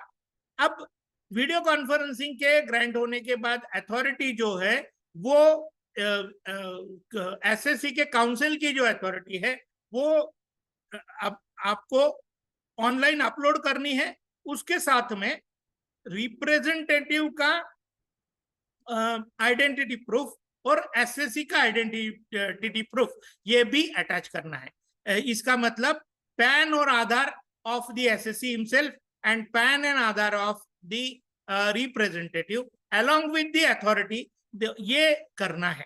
अभी महाराष्ट्र में स्टैम्प पेपर की जो रिक्वायरमेंट है अथॉरिटी की वो 500 रुपीज की है। आपके हर एक स्टेट में ये अथॉरिटी की स्टैम्प पेपर की रिक्वायरमेंट जो अकॉर्डिंग टू स्टैम्प एक्ट रहेगी वैसा स्टैम्प लगाकर स्टैम्प पर की अथॉरिटी यहाँ पर अपलोड करनी, ये एक सबसे पहला ये यहाँ पर जरूरी है। अभी इस केस में वीडियो कॉन्फ्रेंसिंग ग्रांट हुआ है, वहां कैसे करेंगे, कैसे ज्वाइन होंगे? तो वीडियो कॉन्फ्रेंसिंग जिस टाइम का दिया हुआ है उसके 5 मिनट पहले आपको लॉगिन होना है। लॉगिन होने के बाद अपना आइडेंटिटी प्रूफ और जो भी एविडेंस है वो आपको अथॉरिटी को अपलोड करना है। आपको जिस डॉक्यूमेंट्स के ऊपर रिलाय होना है वो डॉक्यूमेंट्स भी वीडियो कॉन्फ्रेंसिंग के पहले या कंक्लूड होने के बाद में इमीडिएट अपलोड करने हैं। अब प्रोसीजर क्या है वीडियो कॉन्फ्रेंसिंग का, तो जिस केस में वीडियो कॉन्फ्रेंसिंग ग्रांट होता है उस केस में एक लिंक भेजा जाता है वीडियो कॉन्फ्रेंसिंग का, उसको क्लिक करो, उसके बाद मीटिंग का पासवर्ड डालो, उसके बाद में आइडेंटिटी अपनी सामने रखो, अपना जो माइक अपना जो वीडियो है वो चालू रखो, जो रिप्रेजेंटेटिव बात कर रहा है उसका चेहरा क्लियरली सामने अथॉरिटी को दिखना चाहिए। At the same time the authority also ensures that he is visible to the SSC or his representative. तो ये इसके बाद जो वीडियो कॉन्फ्रेंसिंग में अपने को जो कहना है, अपना कहना रखना है, वो कहना अथॉरिटी के सामने रखो, अपनी केस उनके सामने रखो, उनको बताओ आपको जो कहना है अपने केस के बारे में वो इन डिटेल बताओ। ये बताएंगे तो उसके बाद ये अथॉरिटी उसको सुनेगी, यानी हम लोग एज इफ वो अथॉरिटी के सामने बैठे हैं और बैठ के अपना केस उनको रख रहे हैं, इस टाइप से ये रखना जरूरी है। अब मेरा वीडियो कॉन्फ्रेंसिंग का एक्सपीरियंस मैं आपके सामने रखा। वीडियो कॉन्फ्रेंसिंग बहुत ही इफेक्टिव टूल है इस फेसलेस केस, फेसलेस असेसमेंट के दौर। अब इसमें होता क्या है, आपको जो बताना है वो सब रेडी रखो। मैंने जो एक्सपीरियंस किया वो ये था कि मैंने वीडियो कॉन्फ्रेंसिंग के पहले जो जो अपलोड किया था उसका सब जो डिटेल्स है वो उस अथॉरिटी ने पढ़ के रखा था। उसको मेरे केस के बारे में मैंने जितना उनको सबमिशन दिया था उतना उन्होंने पूरा देखा हुआ था, और अभी वो क्रूशल क्रक्स के बारे में मेरे से बात कर रहे थे, और ये मेरा एक्सपीरियंस है इन रिस्पेक्ट ऑफ दिस। तो अब मैं बताता हूं कि वीडियो कॉन्फ्रेंसिंग के फेवर में कौन से केस लॉज है। तो एक केस लॉ ऐसा है, shipping zone India private limited versus additional CIT 2023 tax publisher DT 8005 Madras High Court. This is a very recent decision of 21st November 2023, where the brief facts are: by giving 1 hour's notice on 30th March 22 at 3:30 p.m., SSE was served with a notice to appear for video conferencing at 4:30 p.m. on the very same day. अभी 3:30 बजे notice भेजा, 4:30 बजे आपको वहां पे attend होने को video conferencing में बोला है, और video conferencing could last for 5 minutes and thereafter the portal was closed for passing the order. यानी ये 3:30 बजे नोटिस भेजा, 4:30 बजे वीडियो कॉन्फ्रेंसिंग को अटेंड हो करके बताया, 4:30 बजे एसएससी अटेंड हुआ, एसएससी ने अपना कहना रखा, 5 मिनट के बाद में ये वीडियो कॉन्फ्रेंसिंग खत्म कंक्लूड कर दिया गया, और उसके बाद इमीडिएट पोर्टल बंद कर दिया गया, और the assessee has the assessing authority has closed for passing the order. So it was held that the order is in gross violation of principles of natural justice, and therefore the order is set aside by the Madras. So video conferencing देना कितना जरूरी है अपने case में, ये इस case से हम लोगों को समझ में आएगा। दूसरा केस है लीला ट्रेडलिंग private limited versus national faceless assessment centre. ये भी 2023 का केस है। 3 अक्टूबर 23 को इसमें डिसीजन आया था। इसके फैक्ट्स और इंटरेस्टिंग है। 27 सितंबर 2022 को एसएससी ने इसमें वीडियो कॉन्फ्रेंसिंग मांगा था। 28 सितंबर को 4:30 बजे का वीडियो कॉन्फ्रेंसिंग दिया गया। ये 27 सितंबर को ही उनको कम्युनिकेट कर दिया गया, कर 4:30 बजे आपको वीडियो कॉन्फ्रेंसिंग के लिए हाजिर होना है। Due to technical error video conferencing could not be concluded, could not take place. So उसी दिन उन्होंने ये वीडियो कॉन्फ्रेंसिंग एडजॉर्न कर दिया for the next day 29 at 12:30। 29 को 12:30 बजे का एडजॉर्न किया। ये एडजॉर्न करने के बाद 28 सितंबर को दूसरा नोटिस भेज के उसको कंफर्म किया कि ये ओरली था, तो 28 सितंबर को ही दूसरा नोटिस भेजा, उसमें लिख दिया कि 29 को 12:30 बजे आपको वीडियो कॉन्फ्रेंसिंग में हाजिर होना है। एसएससी का काउंसिल वहां पे हाजिर था, उन्होंने लॉगिन किया। टेक्निकल एरर की वजह से, टेक्निकल प्रॉब्लम की वजह से यहाँ पर वीडियो कॉन्फ्रेंसिंग हो नहीं पाई। अब एसएससी के जो काउंसिल थे उन्होंने जो ये वीडियो कॉन्फ्रेंसिंग चल रही थी और आवाज पास नहीं हो रही थी, अथॉरिटी को सुना नहीं जा रहा था, इसलिए इन्होंने चैट बॉक्स से अपना जो कहना था वो वहां पर रख दिया। चैट बॉक्स के बाद ये सब जो फैक्ट्स है ये एसएससी नहीं कह रहा है, एसएससी तो कह ही रहा था, लेकिन अथॉरिटी ने भी माना कि वीडियो कॉन्फ्रेंसिंग जो है वो यहाँ पे due to the technical errors this could not take place. So the authority has also accepted. It was held that the petitioner has not got the opportunity to communicate effectively to the assessing authority. Therefore, the petition succeeds and accordingly allowed. The impunged order passed by the assessing authority is quashed and set aside. तो ये जो order है वो set aside कर दिया. अब ये दो केसेस मैंने आपको बता दिए. अब तीसरा केस जो है वो मेरा है, वो भी बताता हूं. वो भी वीडियो कॉन्फ्रेंसिंग का है. वो ऐसे था कि इस फेसलेस के दौर में मेरा एक केस चल रहा था फेसलेस अथॉरिटी के सामने, और वो केस जो है उसमें मैंने वीडियो कॉन्फ्रेंसिंग मांगा था 15 फरवरी 24 को. मुझे 22 फरवरी 24 का वीडियो कॉन्फ्रेंसिंग दिया गया. 22 को मैं हाजिर हुआ, मेरा वीडियो कॉन्फ्रेंसिंग हुआ. उन्होंने मेरा कहना सुन लिया. सुनने के बाद उन्होंने कंक्लूड भी किया. उनका और कुछ पेपर की रिक्वायरमेंट थी जो उन्होंने बताई, वो भी उन्होंने बताने के बाद मैंने उनको कंफर्म किया कि ये जो रिक्वायरमेंट है वो मैं अगले 3 दिन में दूंगा, और वैसे हमने सबमिट कर. फॉर सम रीजन और द अदर ये जो केस है ये फेसलेस अथॉरिटी के पास से निकाल दिया गया, और ये जो केस है वो फिर भेज दिया गया जो ज्यूरिडिक्शनल अथॉरिटी है उसके पास. ज्यूरिडिक्शनल अथॉरिटी मुंबई की है, उनके पास ये केस गया. मुझे मार्च के 12 को एक नोटिस आया ज्यूरिडिक्शनल एओ के पास से, जहां पर उन्होंने बेसिक से सब सबमिशन पूछे. हमने वो सबमिशन दिए और मैंने वहां पे ये मांग की कि मुझे वीडियो कॉन्फ्रेंसिंग मिलनी चाहिए. अब 2 वीडियो कॉन्फ्रेंसिंग कैसी? 2 वीडियो कॉन्फ्रेंसिंग नहीं है. मेरे केस में फेसलेस अथॉरिटी जो भी थी, जहां भी बैठी थी, वो अथॉरिटी ने मेरा वीडियो कॉन्फ्रेंसिंग लिया था.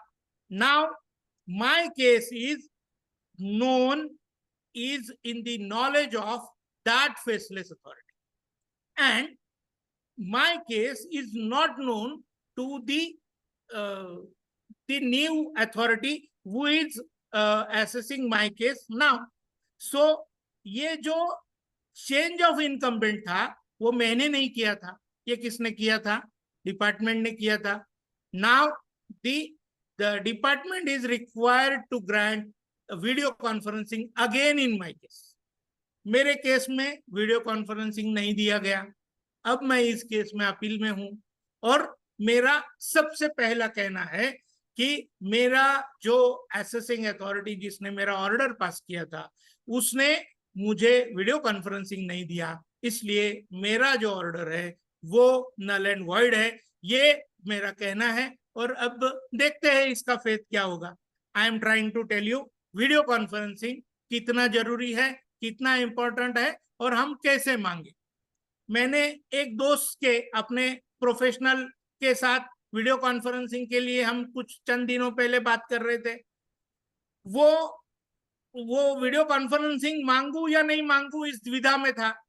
उसका कहना था मांगू तो अथॉरिटी क्या सोचेंगी और क्या करेगी, तो शायद मेरे अगेंस्ट ऑर्डर पास कर दे, इसलिए वो नहीं मांगना चाहता था. लेकिन मेरा ओपिनियन पूछने के लिए उसने फोन किया था. मैंने उनको बताया कि आपने वीडियो कॉन्फ्रेंसिंग मांगना बहुत जरूरी है. आप मांगेंगे तो आपके केस खुलकर अथॉरिटी के सामने जाएंगे, और वो अथॉरिटी इसमें आपको वीडियो कॉन्फ्रेंसिंग देगी भी, और आपका केस ज्यादा सही से ऑर्डर होगा. एनीवे, तो ये था, this is about the video conferencing. अब दूसरा क्रॉस एग्जामिनेशन पे चलते हैं. What is cross examination? In many times the assessing authority collect some external evidence, statement, document, record, ledger extract, papers. In such a case, such external evidence, statement, document, record, ledger extract, papers on which the departmental authority wants to rely has to provide copies of these documents, records, ledger extract, submissions to the SSE, in whose case such such paper is being used. In that case, ऐसा जब होता है तो क्या होना चाहिए? तो ये जिसके स्टेटमेंट के बेसिस पे ऐसा वो स्टेटमेंट जिस एसएससी के अगेंस्ट यूज हो रहा है, वो एसएससी को ये राइट है कि जिसने स्टेटमेंट दिया उसको बुलाओ, उसको हम क्रॉस एग्जामिनेशन करेंगे। क्रॉस एग्जामिनेशन का मतलब झगड़ा टंटा ऐसा कुछ नहीं है। क्रॉस एग्जामिनेशन बोले तो उस व्यक्ति को डिपार्टमेंट ने डिपार्टमेंटल अथॉरिटी के सामने हाजिर करना है, और ऐसा व्यक्ति हाजिर होने के बाद एसएससी या उसका रिप्रेजेंटेटिव ये उसको चंद सवाल पूछेंगे, और उन चंद सवालों के जवाब वो जो व्यक्ति है जिसने ऐसा स्टेटमेंट दिया है, जो स्टेटमेंट एसएससी के अगेंस्ट यूज हो रहा है, उसको वो आंसर करेगा। आंसर्स डिपार्टमेंट का अथॉरिटी लेगा, डिपार्टमेंटल अथॉरिटी के सामने होंगे, और उसके बाद ये जो क्रॉस एग्जामिनेशन होगा उसके बेसिस पे ऑर्डर होना चाहिए। This is the cross examination. अब क्रॉस एग्जामिनेशन के लिए क्या जरूरी है? क्रॉस एग्जामिनेशन के लिए जिसका स्टेटमेंट लिया वो व्यक्ति जरूरी है। अब वो व्यक्ति आएगा कैसे? उसको लाएगा कौन? तो उसको लाना ये एसएससी की या एसएससी के रिप्रेजेंटेटिव की रिस्पॉन्सिबिलिटी बिल्कुल भी नहीं है। ये रिस्पॉन्सिबिलिटी डिपार्टमेंट की है। डिपार्टमेंट लाएगा उसे, डिपार्टमेंट बुलाएगा, डिपार्टमेंट उसे समन करेगा और डिपार्टमेंट उसे हाजिर करेगा। If such person is not present at the appointed date, time, then it is the failure of the department and not the SSC. Department का ये फेल्योर रहेगा, अपना नहीं। और वो नहीं हाजिर करता है, नहीं हाजिर होता है, उसका क्रॉस एग्जामिनेशन नहीं होता है, तो एसएससी के लिए फेवरेबल रहेगा कि जो स्टेटमेंट जिस बेसिस पे आप मेरे ऊपर एडिशन कर रहे हो, वो जो व्यक्ति है उसे आपने क्रॉस एग्जामिनेशन के लिए हाजिर नहीं किया है, और आपने जो हाजिर नहीं किया है तो अब उसका जो भी सबमिशन जो भी रहेगा जो उसने दिया है वो मेरे ऊपर बाइंडिंग नहीं रहेगा। मैं इसके ऊपर यानी इस बेसिस पे जो एडिशन होगा वो मैं लायबल नहीं हूं। ये अपना कहना आप डेफिनेटली रख सकते हो। और इसके फेवर में ये क्रॉस एग्जामिनेशन ग्रांट करने के फेवर में केस लॉ जो है उसका एक बहुत बड़ा लिस्ट मैंने आपके सामने रखा है। There are as long as 9 case laws which I have presented before you. Due to paucity of time, I will not discuss all these case laws, but these case laws are definitely effective, definitely useful, and definitely in favor of the SSC, and this could be used if the cross examination has been sought by the SSC, then the cross examination is required to be granted. होता ऐसा है कि हमारे यहाँ पे SSC या उनके representative ना तो वीडियो कॉन्फ्रेंसिंग मांगने को तैयार रहते हैं, ना तो क्रॉस एग्जामिनेशन मांगने को तैयार रहते। क्रॉस एग्जामिनेशन मांगने को भी डरते हैं और वीडियो कॉन्फ्रेंसिंग मांगने को भी डरते हैं। क्रॉस एग्जामिनेशन डेफिनेटली मांगोगे तो डेफिनेटली फ्रूटफुल रहेगा, ऐसा मेरा एक्सपीरियंस है। मैंने आपको यहाँ पे जो 9 साइटेशंस दिए हैं, इसमें का जो 9th वाला साइटेशन है, PS Abdul Majid versus Agricultural Income Tax and Sales Tax Officer and others, 209 ITR 821 Kerala, ये मैंने मेरे केस में यूज किया था और मुझे उसका फेवरेबल रिजल्ट मिला है। तो क्रॉस एग्जामिनेशन मांगना ये बहुत ही अपने एसएससी के लिए और उसके असेसमेंट के लिए ये बहुत जरूरी है। चलिए साहब, हम लोग चलते हैं अगली चीज की तरफ। अगला पॉइंट ऐसा है कि ट्रांसलेशन क्या है? If in A case any proof, supporting proof, record, document which is being uploaded is available in local vernacular language, किसी हिंदी में पेपर है, मराठी में है, गुजराती में है और ऐसी कोई भी लोकल लैंग्वेज में पेपर है। जो प्रूफ है, जो रिकॉर्ड है, जो आपको अपलोड करना है, अपलोड करना चाहते हो, करते हो, लेकिन वो लोकल लैंग्वेज। क्या क्या क्या करना पड़ेगा? ये लोकल लैंग्वेज वाला पेपर अपलोड करना ही है, लेकिन उसका इंग्लिश में किया हुआ ट्रांसलेशन भी अपलोड करना है। इंग्लिश का ट्रांसलेशन कौन करेगा? इंग्लिश का ट्रांसलेशन आप और मैं करेंगे तो वो एक्सेप्टेबल नहीं है। आप और मैं करेंगे वो ट्रांसलेशन एक्सेप्टेबल नहीं है। ऐसा ट्रांसलेशन किसने करना चाहिए? तो मार्केट में ऑथोराइज्ड ट्रांसलेटर्स अवेलेबल है, उनके पास से ये ट्रांसलेशन करके लेना चाहिए। ये ट्रांसलेशन करके लेने के बाद उस ट्रांसलेशन के डॉक्यूमेंट के ऊपर उस अथॉरिटी का एक सर्टिफिकेट लगाना है। I have carried out the translation of the attached document, which is originally available in the XYZ local language, and I have translated it in English, and this is the true translation of the original document, number so and so, या उसका भी जो distinctive number है, उसका जो distinctive नाम है, वो लिख करके ऐसा सर्टिफिकेट ये इसके साथ लगाना, ये और एक जरूरी रिक्वायरमेंट ये फेसलेस के इरा में है। ये तो हम लोग रेगुलर असेसमेंट के इरा में थे, जब भी ये जरूरी था, जब भी हम लोग ये करते थे। शायद ये आपके नॉलेज के लिए मैं ये पॉइंट मैंने रखा है। अब एक और पॉइंट मैं रखना चाहता हूं, वो है which proceedings are still offline. Offline proceeding अब कौन सी चल रही है? तो अभी स्टे ऑफ डिमांड जो है वो आज भी ऑफलाइन है, ये ऑनलाइन फेसलेस नहीं हुआ। पार्टीशन ऑफ HUF है, ये जो प्रोसीडिंग है वो आज भी ऑफलाइन है। वो भी ये पार्टीशन ऑफ HUF का जो प्रोसीडिंग है, वो जो उसका जो एप्लीकेशन है वो हमें आज भी मैन्युअल करना पड़ता है अपने जुरिडिक्शनल अथॉरिटी के पास, और वो जुरिडिक्शनल अथॉरिटी इसको उसके बाद उसको प्रोसेस करती है। इसके बाद में एक 264 का पिटीशन होता है जो प्रिंसिपल कमिश्नर के सामने होता है।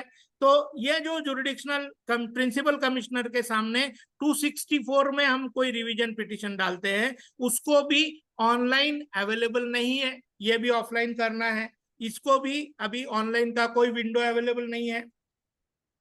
Condonation of delay in filing the refund cases under section 1192B in कोई एसएससी का असेसमेंट के बाद रिफंड निकल रहा है और वो ड्यू डेट के अंदर या एक्सटेंडेड ड्यू डेट के अंदर ऐसा रिटर्न फाइल नहीं कर पाया, तो उसको एक पिटीशन करने का प्रावधान इनकम टैक्स एक्ट में है, वो है सेक्शन 1192B। ये जो पिटीशन है, ये पिटीशन आज भी ऑफलाइन है, इसके लिए भी कोई विंडो इनकम टैक्स के वेबसाइट पे आज भी नहीं है। ये था, this is regarding the proceedings which are still offline. Now we will be going to a new different topic, and that is section 148 notice, whether favorable or risky. 148 का notice आया कि सबसे पहले तो ऐसा है कि मैं अथॉरिटी को जाके मिल लूं, मिल के बोल दूं साहब मेरा 148 निकाल दो, मुझे 148 मत करो। 148 नोटिस ये आज तक का ये चलने वाला प्रोसीजर अपने बहुत से लोगों के पास है। अब 148 का नोटिस सही में इतना रिस्की है क्या? सही में उसके बारे में हम लोग इतना, या एसएससी ने इतना प्रेशर लेना जरूरी है क्या? तो ये डबल एज वाला स्वॉर्ड है। ये 148 आपका रिटर्न फाइल करने का ही रह गया है। कोऑपरेटिव सोसाइटी की केस है, रिटर्न ही फाइल नहीं किया, आपने ड्यू डेट के अंदर रिटर्न फाइल किया तो ही आपको एटीपी का डिडक्शन मिलने वाला है, आपने रिटर्न फाइल नहीं किया। एक्सटेंडेड ड्यू डेट में करते हो तो एटीपी का डिडक्शन नहीं मिलेगा, पूरा इनकम टैक्सेबल हो जाएगा, अरे फिर तो नहीं करते, नहीं करेंगे। और उसका 148 आया तो 148 आया तो जल्दी फाइल करो। क्यों करो? तो आपको एटीपी मिलेगा, इसलिए करो। अभी आपके पास आपने एक रिटर्न फाइल कर दिया है जिसमें कोई इन्वेस्टमेंट बताना रह गया, 148 का नोटिस आया उस केस में, जल्दी फाइल करो साहब। क्यों करो? तो आपका जो वो कंसीलमेंट का इशू है वो यहाँ पर 148 के केस रिटर्न फाइल करने के बाद में उसका स्ट्रांगनेस तो कम होगा, कम से कम आपको 148 में रिटर्न फाइल करेंगे तो डिक्लेरेशन तो होगा एटलीस्ट। इसलिए ये जो है 148 का जो है ये डबल एजेड स्वॉर्ड है, इसको करना ये बहुत जरूरी है। और 148 का नोटिस को नहीं भरा जाता है तो उसे भरा जाना चाहिए, ये मैं यहाँ पर इसके बारे में कहना चाहता। अब अगली बात कैश फ्लो स्टेटमेंट की। इनकम टैक्स के असेसमेंट में कैश फ्लो स्टेटमेंट कितना जरूरी है? असेसमेंट के केसेस में कैश फ्लो स्टेटमेंट देना बहुत ज्यादा जरूरी है। क्या होता है कि डिपार्टमेंट का ऐसा एलिगेशन है कि आपने आपके जो नॉन सोर्सेस है उससे ज्यादा इन्वेस्टमेंट किया है, आपने बहुत हेवी कैश डिपॉजिट कर दिया साल भर में और उसके सामने आपका इनकम नहीं है, आपका कैश डिपॉजिट बहुत ज्यादा है। तो कैश फ्लो स्टेटमेंट आप जब सबमिट करेंगे तो उसके हिसाब से, उसके बताने के बाद आप ये एक्सप्लेन कर पाएंगे कि आपने जो कैश डिपॉजिट किया है वो सही था, according to your known sources था, डिक्लेयर्ड सोर्सेस था। और ये कैश फ्लो स्टेटमेंट के सबमिशन के बाद ये बहुत ये एक्सप्लेन करना इजी होगा, तो इसलिए ये करना जरूरी है, ऐसा मैं यहाँ पर कहना चाहता हूँ। अब इसके बाद केस टू केस हर सबमिशन ये अलग रहेगा। अब कैसे रहेगा कि ये इंक्वायरी चल रही है कि आपने क्लोजिंग स्टॉक आईटीआर में कम बताया हुआ है, बल्कि क्लोजिंग स्टॉक ज्यादा है।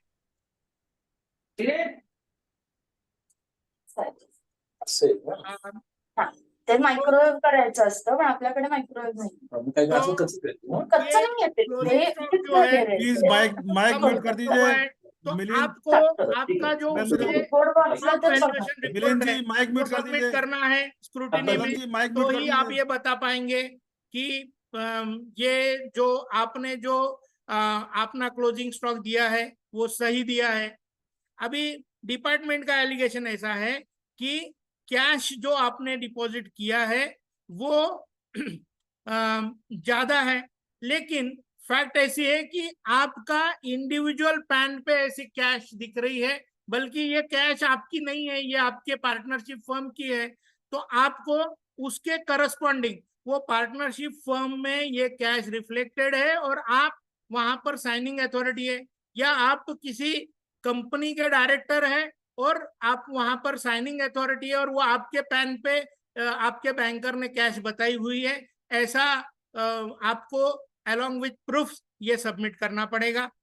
देन ये टाइप से ऐसे डिटेल्स ये आपको केस टू केस ये डिफरेंट रहेंगे और वो केस टू केस ये सबमिशन आपको अलग अलग टाइप से करना पड़ता है। अब मुझे प्रायोजकों ने बताया है कि मैं अगले 8 या 10 मिनट में अपना कहना कंक्लूड करूं, तो मैं अपने एक और पॉइंट की तरफ आता हूं। वो पॉइंट जो है वो ऐसा है कि अब rectification of mistake in passing the assessment order, ये जो रेक्टिफिकेशन है ये अभी असेसमेंट ऑर्डर में जो कोई रेक्टिफिकेशन होता है ये गलती होती है असेसिंग ऑफिसर के पास से, तो वो जो गलती है वो कैसी सुधारी जाए। हम सबको ये मालूम है कि ये जो असेसमेंट होता है, जब भी एक प्रावधान है सेक्शन 154 का, इस 154 सेक्शन में ये ऐसी गलती जो है ये हम डिपार्टमेंटल अथॉरिटी के सामने ला सकते हैं, और वो ऐसी जो गलती है वो उनके सामने लाने के बाद ऐसी गलती मिस्टेक एपरेंट ऑन रिकॉर्ड जो है उसका रेक्टिफिकेशन अथॉरिटी करती है।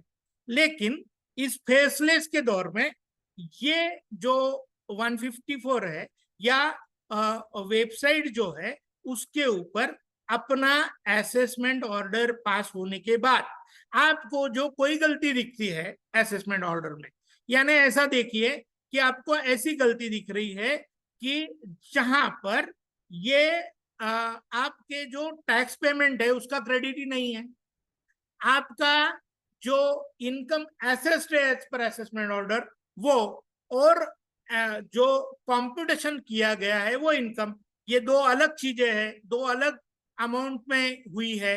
तो आप ऐसी गलती वेबसाइट पर ऑनलाइन सबमिट नहीं कर पा रहे हैं, ये भी वहां पे प्रावधान वेबसाइट में फेसलेस के दौर में नहीं है। अब इसमें क्या करना चाहिए? तो इनकम टैक्स एक्ट में सेक्शन 157A का प्रावधान है, तो उसमें ऐसा कहा गया है, द गवर्नमेंट में make a scheme by notification in the official gazette for the purpose of rectification of mistake apparent from record under section 154 or other amendment under 155 or issue of notice of demand under 156 or intimation of loss under 157। ये 157A में प्रावधान है, और for this it has been provided that the government may make a scheme, लेकिन आज तक इसे notify नहीं किया गया है। तो इसको अब ये उसका प्रावधान ना होने से हम लोग क्या फिर अब ऐसा कोई मिस्टेक हुआ ऑनलाइन में तो ये फेसलेस में जो ऐसा मिस्टेक हुआ तो हम लोग ये मिस्टेक अथॉरिटी को नहीं बता पाएंगे, डेफिनेटली बता पाएंगे। ये जो है ये हम लोग अपने असेसिंग ऑफिसर को ये फिजिकल सबमिट करके और वेबसाइट पे ग्रीवांस के द्वारा ये मिस्टेक जो है वो उनके नोटिस में ला सकते हैं, और इसमें ये रेक्टिफिकेशन जो है वो हो सकता है। That is what I want to tell you in respect of this. There are many more points which I want to discuss in respect of each case to case, but due to paucity of time and due to the message from the organizers, I am concluding this my presentation at this particular juncture. I am thankful to both the organizations for giving me an opportunity to present my views on this particular topic, faceless assessment. With this, I'm thankful to you all, and I'm also thankful to you for giving me a patient hearing. Thank you. धन्यवाद संतोष भाई, बहुत अच्छा उद्बोधन रहा आपका। माँ सरस्वती का पूरा आशीर्वाद आपके ऊपर है, तभी हमें बड़ा संतोष हुआ है सुन करके। हमारे आज के प्रिसाइडिंग ऑफिसर भी संतोष गुप्ता जी हैं और स्पीकर भी संतोष शर्मा जी हैं। तो बड़ा संतोष हुआ है कि आपका फेसलेस को उद्बोधन सुन के हमें बहुत ज्यादा संतोष ही हुआ है। माँ सरस्वती आप पे कृपा बनाए रखे और हम लोगों को लाभ मिलता रहे आपका। और मैं अपने प्रिसाइडिंग ऑफिसर से अनुरोध करूं, इससे पहले मैं एक प्रश्न रखना चाहता हूं। मैं एक प्रिंसिपल कमिश्नर हैं बरेली के, उनसे मेरी वार्ता हुई थी, उनका वीडियो मेरे पास में है। उनका कहना यह है कि जैसे आप लोग जो लास्ट डेट है उस पर आप सब जवाब सबमिट करते हैं, लेकिन कुछ ग्लिचेस ऐसी है पोर्टल में, तो वो जाकर के 2 दिन बाद असेसिंग ऑफिसर जो भी उसका असेसमेंट कर रहा होता है उस पर पहुंचती है, लेकिन नेक्स्ट डे वो जो है असेसमेंट उसका जो है रिजेक्ट कर देता है या एक्सपार्टी कर देता है। तो ये इस पे आप क्या कहेंगे? उन्हें कहना ये कि अगर आपको जवाब दाखिल करना है तो लास्ट डेट से 2 दिन पहले जवाब दाखिल करिए।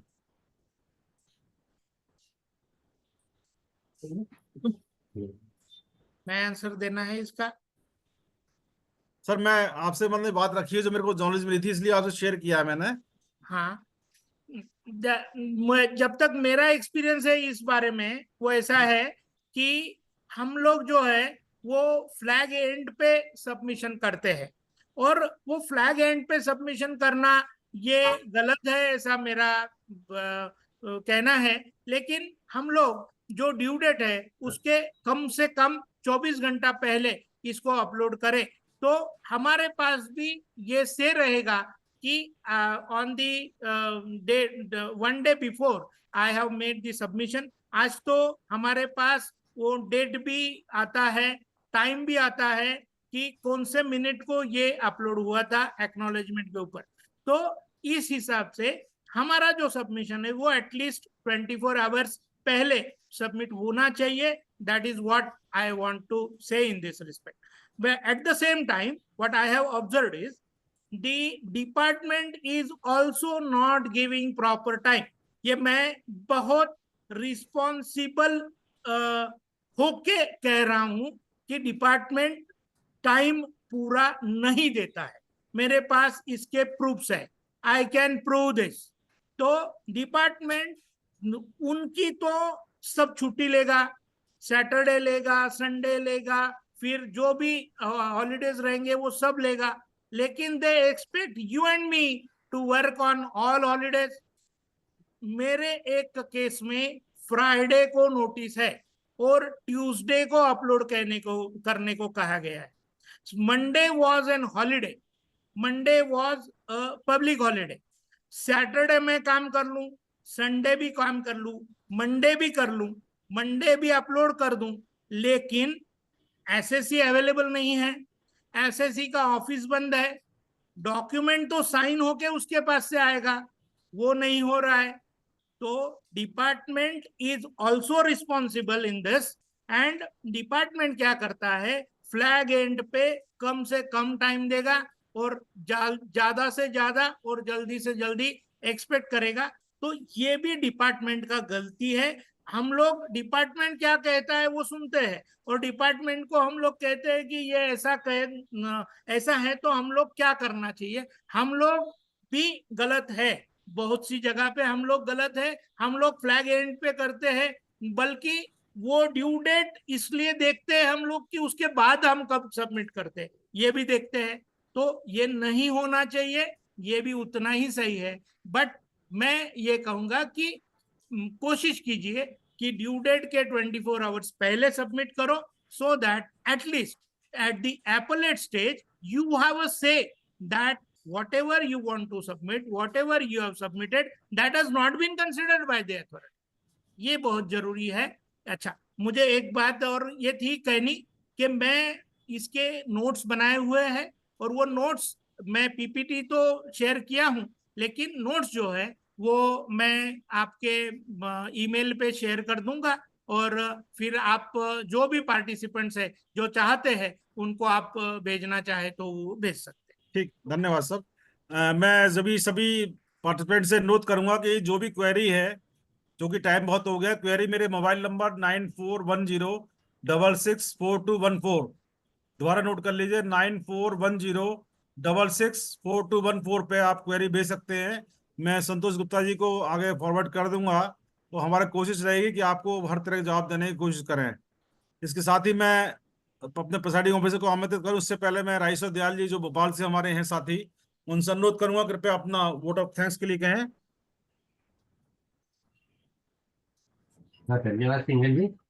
आज का उद्बोधन संतोष शर्मा जी ने बहुत अच्छे तरीके से दिया, और उसमें काफी डिटेल्ड स्पेसलेस असेसमेंट के बारे में काफी बारीकियों से अवगत कराया है, और जिसमें पर्टिकुलरली जो ड्राफ्टिंग स्किल्स के ऊपर भी काफी जोर दिया है। बहुत ही इम्पोर्टेंट टॉपिक है आज के जमाने में। और वीडियो कॉन्फ्रेंसिंग के जो एस्पेक्ट्स बताए हैं और किस तरीके से जैसे उसको वीडियो कॉन्फ्रेंसिंग को कंडक्ट करना चाहिए, क्रॉस एग्जामिनेशन किस तरीके से करना चाहिए, इसकी बारीकियों को बताया। और साथ में ये भी बताया कि इसमें अगर क्वेश्चन आयर्स आते हैं उनका रिप्लाई कितनी शार्पनेस के साथ देना चाहिए, और डिपार्टमेंट उसको क्या स्टैंड देता है। साथ ही साथ डिपार्टमेंट का कितना इक्विप्ड है डिपार्टमेंट किसी भी असेसमेंट को करने के लिए। तो इसलिए जो प्रोफेशनल्स हैं या जो भी जो रिप्रेजेंट करते हैं उनको भी उसी तरीके से इक्विप रहना पड़ेगा और उसकी बारीकियों को समझना पड़ेगा। ये बड़ा इंपॉर्टेंट एस्पेक्ट है और जो आज के प्रोफेशनल्स के लिए बड़ा इंपॉर्टेंट है और बहुत यूजफुल है, जो कभी किसी ने नहीं बताया और ये बताया, इसके लिए मैं बहुत आभारी हूँ इनका। और इनका प्रेजेंटेशन बहुत ही अच्छा रहा, बहुत डिटेल रहा, बहुत माइन्यूट रहा और आगे भी अपेक्षा करेंगे कि इस तरीके के उद्बोधन हमको सुनने को मिले इस फोरम के माध्यम से। और धन्यवाद, बहुत बहुत धन्यवाद। मैं अंत में अनुरोध करूंगा अपने प्रिसाइडिंग ऑफिसर, प्रिसाइडिंग को चेयरमैन सर संतोष गुप्ता जी से कृपया बैठक समाप्त होने की घोषणा करें। धन्यवाद पराग जी। बैठक समाप्त की घोषणा इसके पूर्व मैं अपने हृदय से अपने आज के स्पीकर संतोष शर्मा जी पुणे को बहुत बहुत धन्यवाद अदा करता हूं और उनकी तारीफ करता हूं कि जिस तरीके से फेसलेस असेसमेंट को उन्होंने एक्सप्लेन किया है वो बहुत ही काबिले तारीफ है। उसके सारे एस्पेक्ट को उन्होंने कवर किया और इवन हम उनकी पीपीटी देख रहे थे जब स्क्रीन में वो शेयर कर रहे थे, तो पीपीटी में भी उनके पास बहुत कुछ मटेरियल था बताने को, लेकिन समय की वजह से शायद शर्मा जी नहीं बता पाए। और उनका बड़ा हृदय है कि उन्होंने स्वयं ही हमारे आपके लिए जो भी स्क्रीन में बताया गया है उसको शेयर करने के लिए वो तैयार हैं। शर्मा जी भेजेंगे तो उनका बहुत बहुत धन्यवाद है। हम लोग उसको अपने व्हाट्सएप ग्रुप में भी शेयर कर देंगे। और एक बात उभर कर बहुत अच्छी सामने आई है, क्योंकि बहुत समय नहीं है और काफी डिटेल में शर्मा जी ने उसको बताया है, तो कंक्लूड करने का तो कोई समय वक्त नहीं है। लेकिन एक बात जो सामने शर्मा जी ने बहुत अच्छी कही कि 154 का जो मामला है अभी तक गवर्नमेंट ने उसको नोटिफाई नहीं किया और ये गवर्नमेंट के स्तर पे बहुत बड़ी कमी है। 2020 से लेके आज हम 24 तक का सफर तय करा है, लगभग 4 साल का समय हम लोग तय करके आए हैं और सेक्शन 157 कैपिटल ए का अभी भी कोई इन्फोर्समेंट नहीं किया गया है। तो पराग जी इसको जरा सा नोट किया जाए और अपने association of tax payer and professional की तरफ से एक फाइनेंस मिनिस्टर को इसका रिप्रेजेंटेशन ये चुनाव के बाद हम लोग जरूर भेजे कि कम से कम इस पे तो काम करे। वाया मीडिया तो शर्मा जी ने जैसे बताया कि हम लोग ज्यूरिडिक्शनल अफसर को दे दें, ग्रीवांस में डाल दें, वेबसाइट में डाल दें, वो तो हमारे पास है, लेकिन डायरेक्ट मिलना चाहिए ऑनलाइन। हमें फेसलेस सेंटर में वो हमारी एप्लीकेशन जाए और उसी ज्यूरिडिक्शनल अफसर उसी अफसर के पास जाए जिसने असेसमेंट किया है। ये बहुत बहुत जरूरी है। मैं हृदय से फिर धन्यवाद देता हूं संतोष शर्मा जी का और उनसे उम्मीद करता हूं कि आज हमने उनका एक पार्ट सुना असेसमेंट, अभी फेसलेस अपील भी उतनी ही इम्पोर्टेंट है। फेसलेस असेसमेंट से गुजरते हुए जब हम लोग फेसलेस अपील पर जाते हैं तो वो भी कम इम्पोर्टेंट नहीं है, क्योंकि जो कुछ यहाँ नहीं हो पाया, हमें नहीं मिल पाया, हमारी एक्सपेक्टेशन से, ग्लीचेस से या हमारे सबमिशन से सही रिस्पॉन्स नहीं मिला, तो हमें फेसलेस अपील में जाना है। तो वो एस्पेक्ट और अच्छा है कि कैसे जाएं, क्या क्या हम रिप्रेजेंट करें, क्योंकि अब आमने सामने तो हम बैठे नहीं है, तो हमको अपने सबमिशंस में सब कुछ कवर करना है। इसलिए कभी फिर शर्मा जी को हम लोग सुनेंगे फेसलेस अपील के लिए भी। आप सबका बहुत बहुत धन्यवाद, शर्मा जी का बहुत बहुत धन्यवाद। मैं Maharashtra tax payer practitioner association जिसने हमें ज्वाइन किया उनके लिए भी मैं धन्यवाद अदा करता हूँ और शर्मा जी का विशेष धन्यवाद करते हुए इस आज की जूम मीटिंग को समाप्त करने की घोषणा करता हूँ। धन्यवाद। थैंक यू, धन्यवाद जी। नमस्कार। Over to Parag ji. Yes sir.